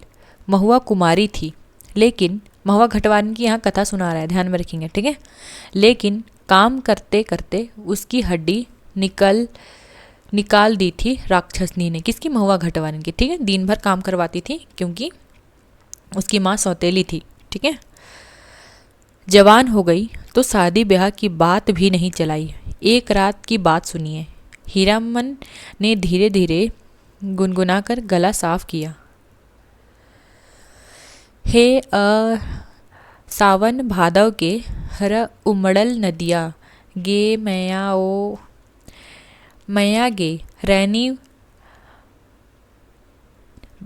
भयावनी है। ए तड़का तड़के भड़के कलेजा आ मोर की हमहु जे बार ननही रे ए। ओ माँ, सावन भादो की उमड़ी हुई नदी, भयावनी रात, बिजली कड़कती है, मैं बारी क्यारी नन्ही बच्ची, मेरा कलेजा धड़कता है। अकेली कैसे जाऊं घाट पर, सो भी परदेसी राही बटोही के पैर में तेल लगाने के लिए। सतमैया ने अपनी बज्जड़ किवाड़ी बंद कर ली, ठीक है।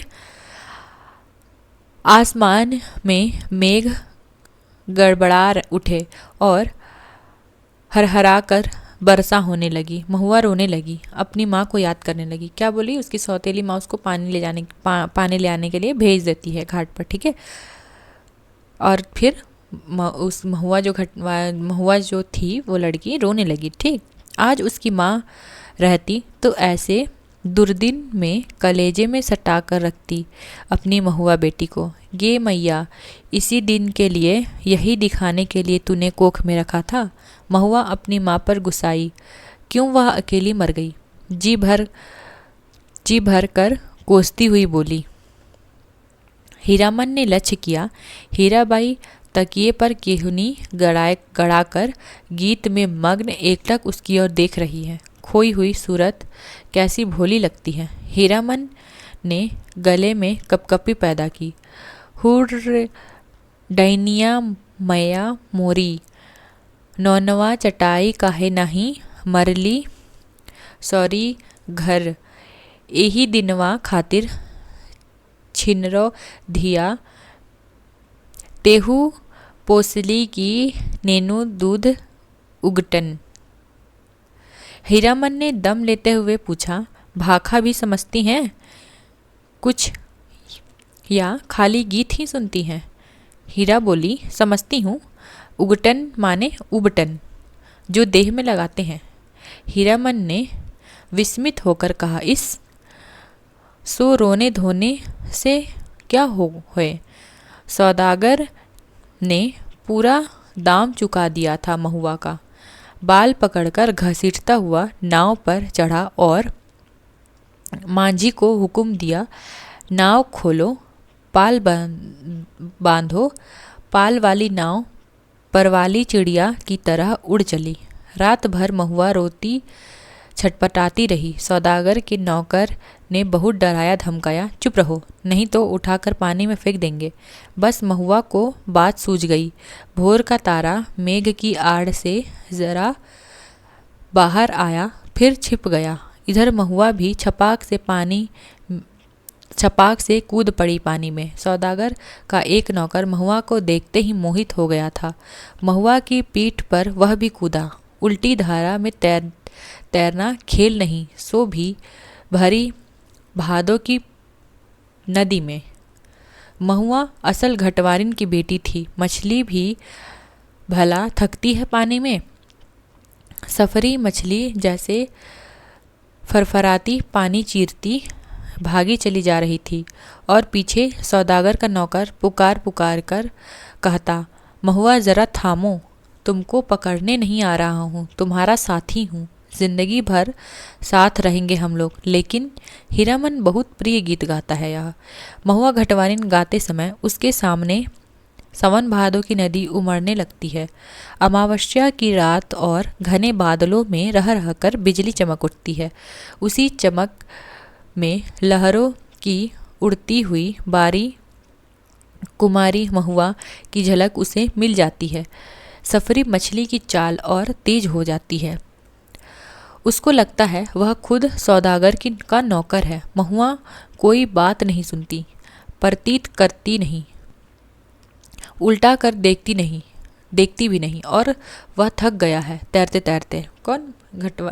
एक उसका नौकर, जिसको महुआ घटवारिन से लगाव हो गया था। इस बार लगता है महुआ ने अपने को पकड़ा दिया, खुद ही पकड़ में आ गई। उसने महुआ को छू लिया है, पा लिया है, उसकी थकान दूर हो गई है। 15-20 साल तक उमड़ी हुई नदी की उल्टी धारा में तैरते हुए उसके मन को किनारा मिल गया है। आनंद के आंसू कोई भी रोक नहीं मानते।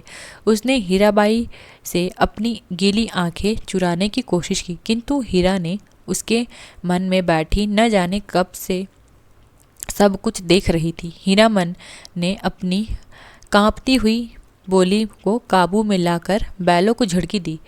इस गीत में न जाने क्या है कि सुनते ही दोनों थसमथा जाते हैं। लगता है 100 मन बोझ लाद दिया किसी ने। हीराबाई लंबी सांस लेती है। हीरामन के अंग अंग में उमंग समा जाती है। तुम उस्ताद हो मीता। इस आश्विन कार्तिक का सूरज 2 बांस दिन रहते ही कुम्हला जाता है। सूरज डूबने से पहले ही नननपुर पहुंचना है। कहाँ पहुंचना है? नननपुर, ध्यान में रखेंगे, ठीक। हीरामन अपने बैलों को समझा रहा है। कदम खोलकर और कलेजा बांध कर चलो। ए छी छी, भदकिन बढ़ के बया, ले ले। एह, नननपुर तक वह अपने बैलों को ललकारता है। हर ललकार के पहले वह अपने बैलों को बीती हुई बातों की याद दिलाता है। याद नहीं, चौधरी की बेटी की बारात में कितनी गाड़ियाँ थीं, सबको कैसे मात किया था। हाँ, वह कदम निकालो, ले ले। नननपुर से फारबिसगंज 3 कोस 2 घंटा। और नननपुर के हाट पर आजकल चाय भी बिकने लगी है। हीरामन अपने लोटे में चाय भरकर ले आया। कंपनी की औरत जानता है, वह सारा दिन घड़ी घड़ी में चाय पीती है। चाय है या जान। हीरा हंसते हंसते लोटपोट हो रही है।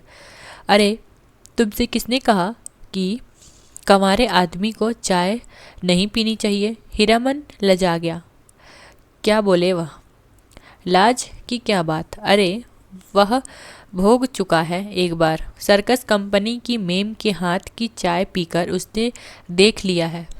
बड़ी गर्म तासीर। पीजिए गुरुजी। हीरा हंसी। इस नननपुर हाट पर ही दिया बाती जल चुकी थी।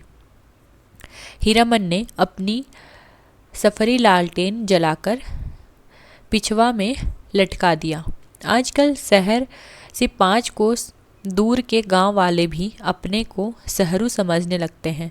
बिना रोशनी की गाड़ी को पकड़कर चालान कर देते हैं। 12 बखेड़ा।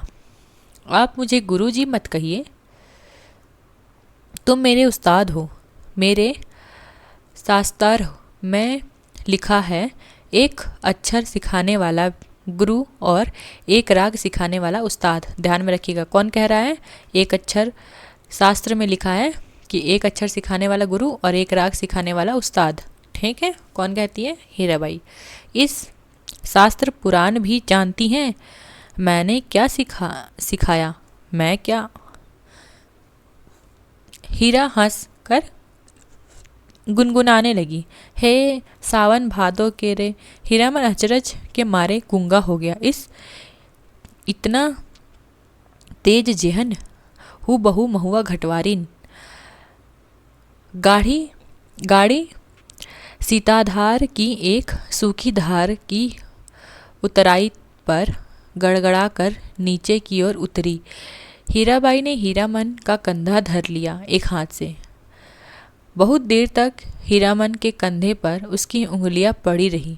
हीरामन ने नज़र फिराकर कंधे पर केंद्रित करने की कोशिश की कई बार। गाड़ी चढ़ाई पर पहुंची तो हीरा की ढीली उंगलियां फिर तन गई।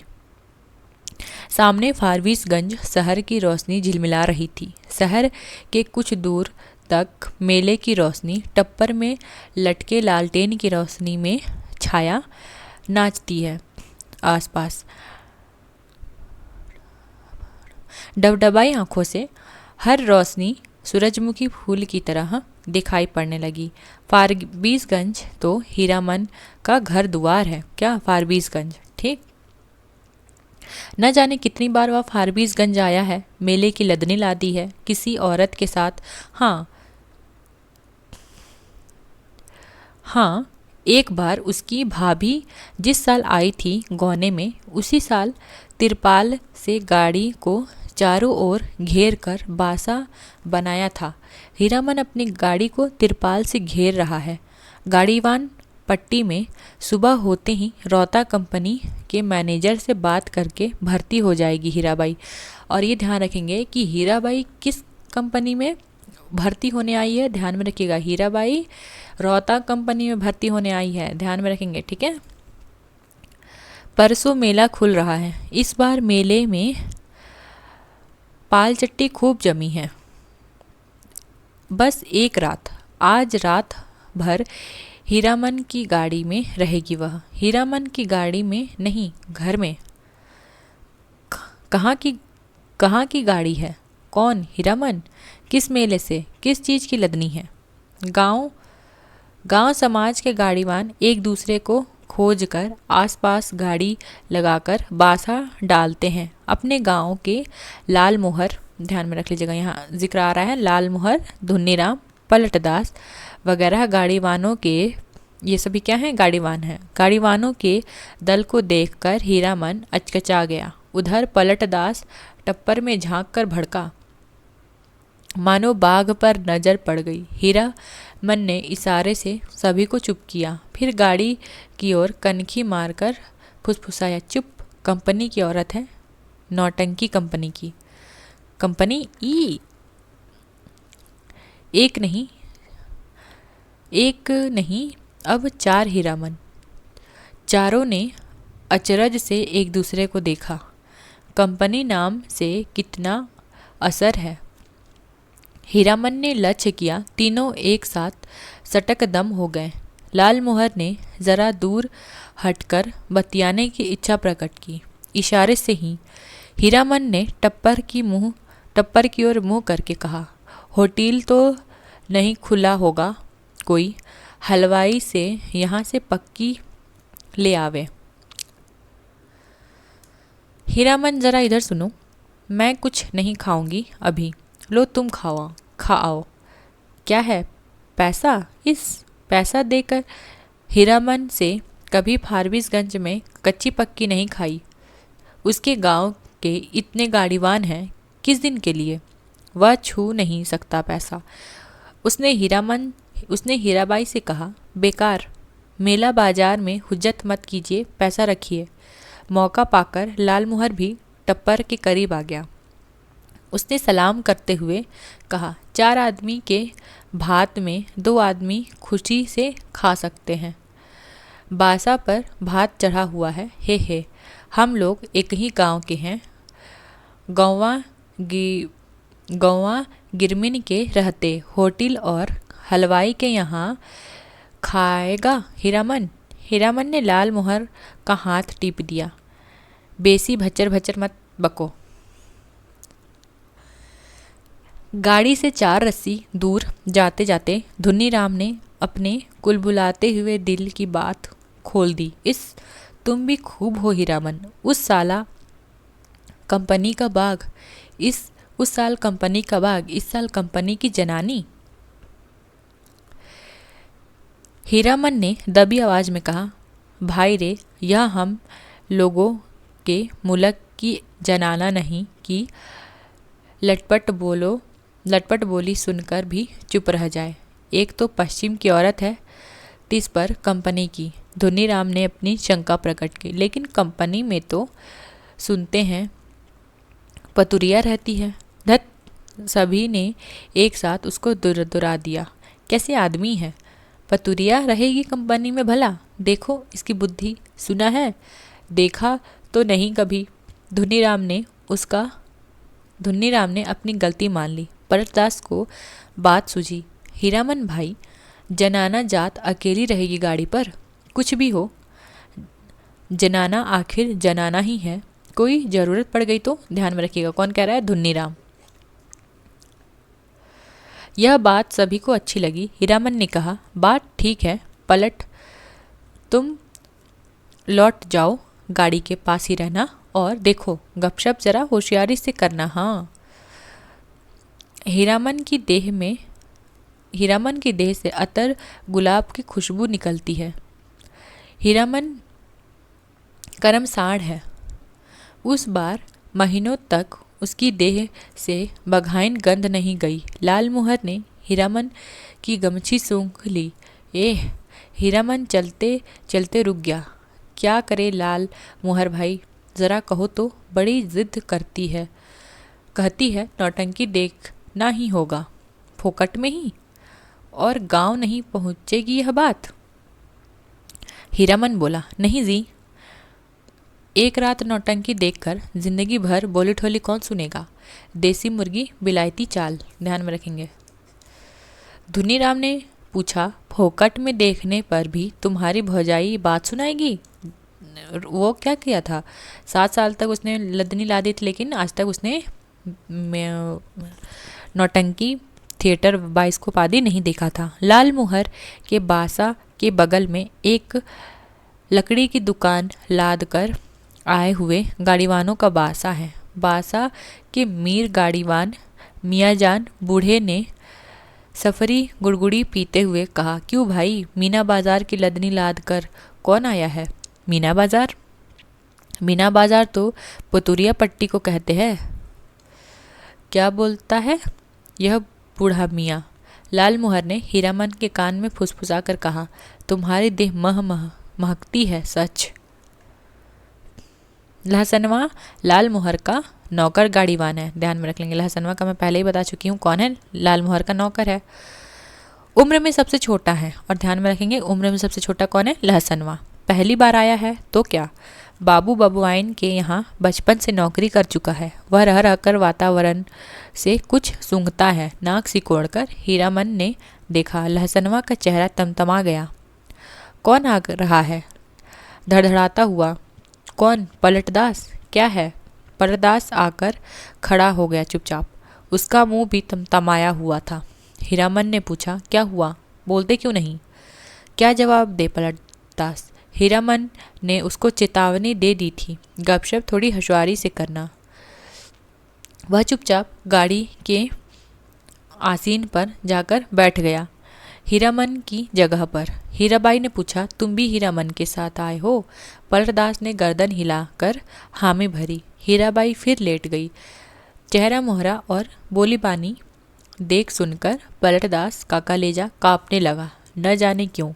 हाँ, रामलीला में सिया सुकुमारी इसी तरह थककर लेटी हुई थी। जय सिया वर रामचंद्र की जय। पलटदास के मन में जय जोकर होने लगा। वह 10 वैष्णव है, कीर्तनिया है। थकी हुई सीता महारानी के चरण टीपने की इच्छा की उसने। हाथ की उंगलियों के इशारे से मानो हारमोनियम की पटरियों पर नाच रहा हो। हीराबाई तमक कर बैठ गई। अरे पागल है क्या? जाओ भागो। पलटदास को लगा गुस्साई हुई कंपनी की औरत की आंखों से चिंगारी निकल रही है। छटक छटक वह भागा। पलटदास क्या जवाब दे? वह मेले से भी भागने का उपाय सोच रहा है। बोला, कुछ नहीं, हमको व्यापारी मिल गया, अभी ही टीसन जाकर माल लादना है। भात में तो अभी देरी है, मैं लौट कर आता हूँ तब तक। वो क्या किया? भागने लग गया। कौन? पलटदास। ठीक है। खाते समय धुन्नी राम और लहसनवा ने पलटदास की टोकरी भर निंदा की। छोटा आदमी है, कमीना है, पैसे पैसे का हिसाब जोड़ता है। खाने पीने के बाद लालमोहर ने दाल में अपना बासा तोड़ दिया। धुन्नी और लहसनवा गाड़ी जोतकर हीरामन के बासा पर चले। गाड़ी की लीक धरकर हीरामन ने चलते चलते रुककर लालमोहर से कहा, जरा मेरे इस कंधे को सूंघो तो, सूंघ कर देखो ना। हीरामन लालमोहर कंधा सूंघकर आंखें मूंद ली। मुंह से अस्फुट शब्द निकला, एह। हीरामन ने कहा, जरा सा हाथ रखने पर इतनी खुशबू, समझो। लालमोहर ने हीरामन का हाथ पकड़ लिया, कंधे पर हाथ रख लिया। सच सुनो हीरामन, नौटंकी देखने का ऐसा मौका फिर हाथ नहीं लगेगा। हाँ, तुम भी देखोगे? लालमोहर की बत्तीसी चौराहे की रोशनी में झिलमिला उठी। बासा पर पहुंचकर हीरामन ने देखा, टप्पर के पास खड़ा बतिया रहा है कोई हीरामन से। धुन्नी और लहसनवा ने एक ही साथ कहा, कहाँ रह गए पीछे, बहुत देर से खोज रही है कंपनी। हीरामन ने टप्पर के पास जाकर देखा, अरे यह तो वही बक्सा ढोने वाला नौकर जो चंपानगर मेले में हीराबाई को गाड़ी पर बिठाकर अंधेरे में गायब हो गया था। आ गए हीरामन, अच्छी बात है, इधर आओ, यह लो अपना भाड़ा और यह लो अपनी दक्षिणा 25-25-50। हीरामन को लगा किसी ने आसमान से ढकेलकर धरती पर गिरा दिया। किसी ने क्यों? इस बक्सा ढोने वाले आदमी ने। कहाँ से आ गए? उसकी जीभ पर आई हुई बात जीभ पर रह गई। इस दक्षिणा? वह चुपचाप खड़ा रह गया। हीराबाई बोली, लो पकड़ो और सुनो, कल सुबह रौता कंपनी में आकर मुझसे भेंट करना। क्यों? रौता कंपनी में वो भर्ती होने आई थी, ठीक है। क्या कहती है कि रौता कंपनी में आकर मुझसे भेंट करना।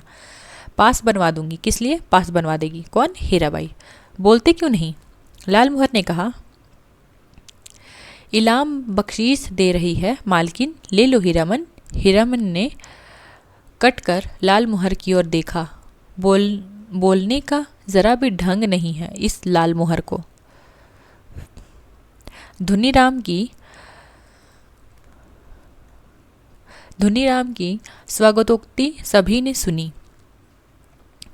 हीराबाई ने भी गाड़ी बैल छोड़कर नौटंकी कैसे देख सकता है कोई गाड़ीवान मेले में।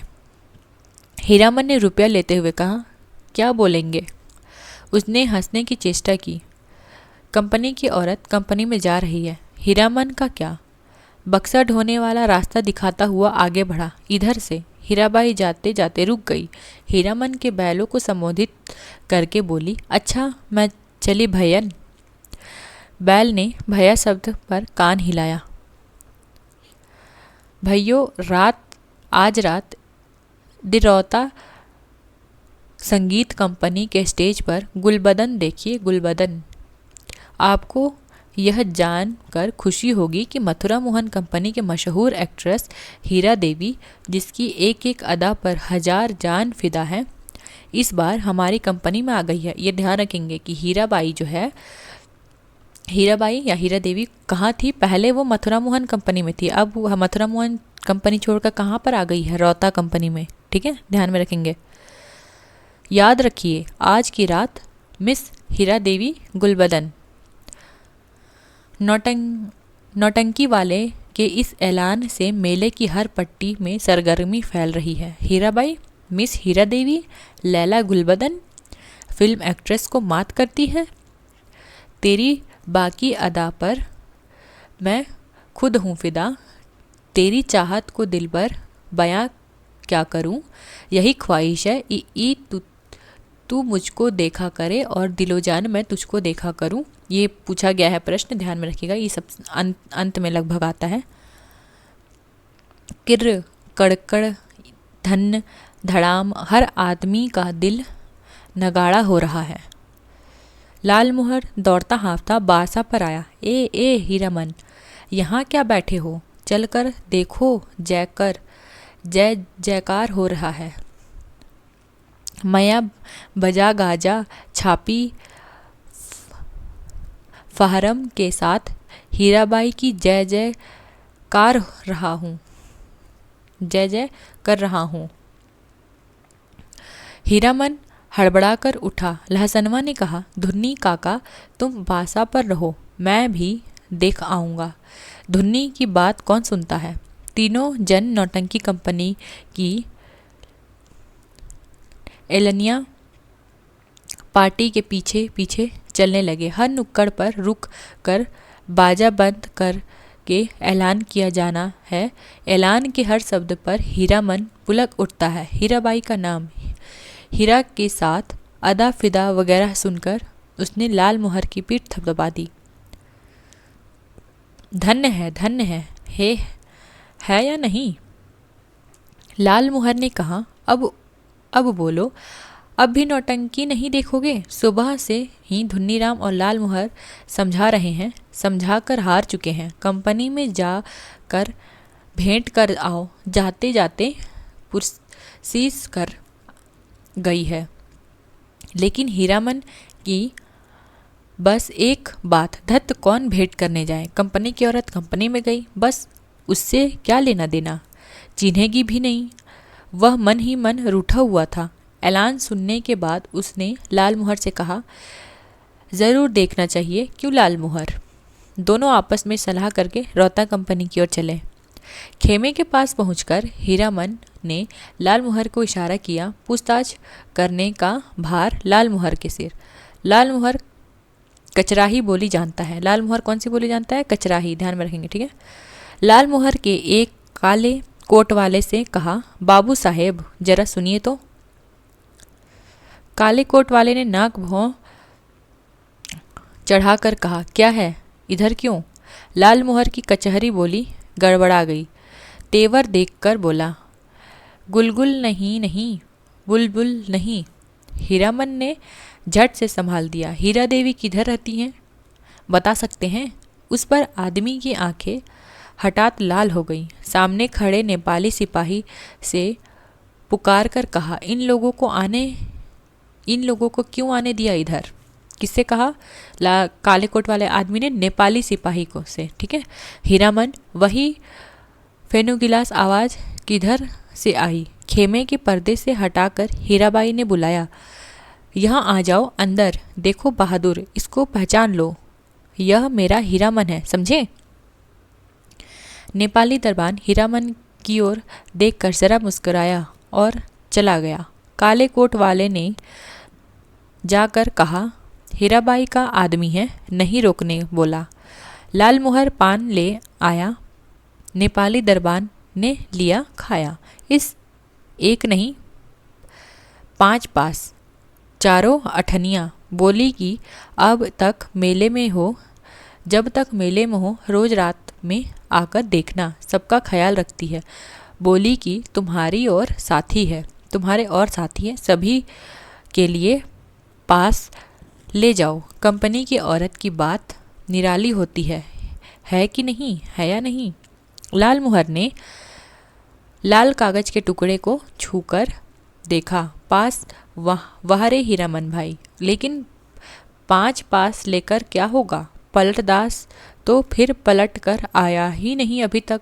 हीरामन ने कहा, जाने दो अभागे को, तकदीर में लिखा नहीं। हाँ, पहले गुरु कसम खानी होगी सभी को कि गांव घर में यह बात एक पंछी भी न जान पाए। लालमुहर ने उत्तेजित होकर बोला, कौन साला बोलेगा गांव में जाकर? पलटा ने अगर बदनामी की तो दूसरी बार फिर साथ नहीं आऊँगा। हीरामन ने अपनी थैली जाकर हीराबाई के जिम्मे रख दी है। मेले का क्या ठिकाना? किस्म किस्म के पाकिट काट लोग हर साल आते हैं, अपने साथी संगियों का क्या भरोसा? हीराबाई मान गई। हीरामन के कपड़े की काली थैली को उसने अपने चमड़े के बक्से में बंद कर दिया। बक्से के ऊपर भी कपड़े का खोल और अंदर भी झलमल रेशमी अस्तर। मन का मान अभिमान दूर हो गया।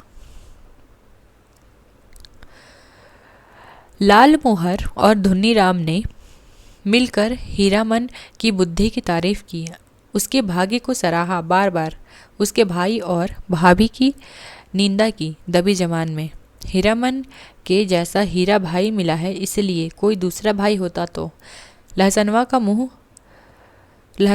मुंह लटका हुआ है।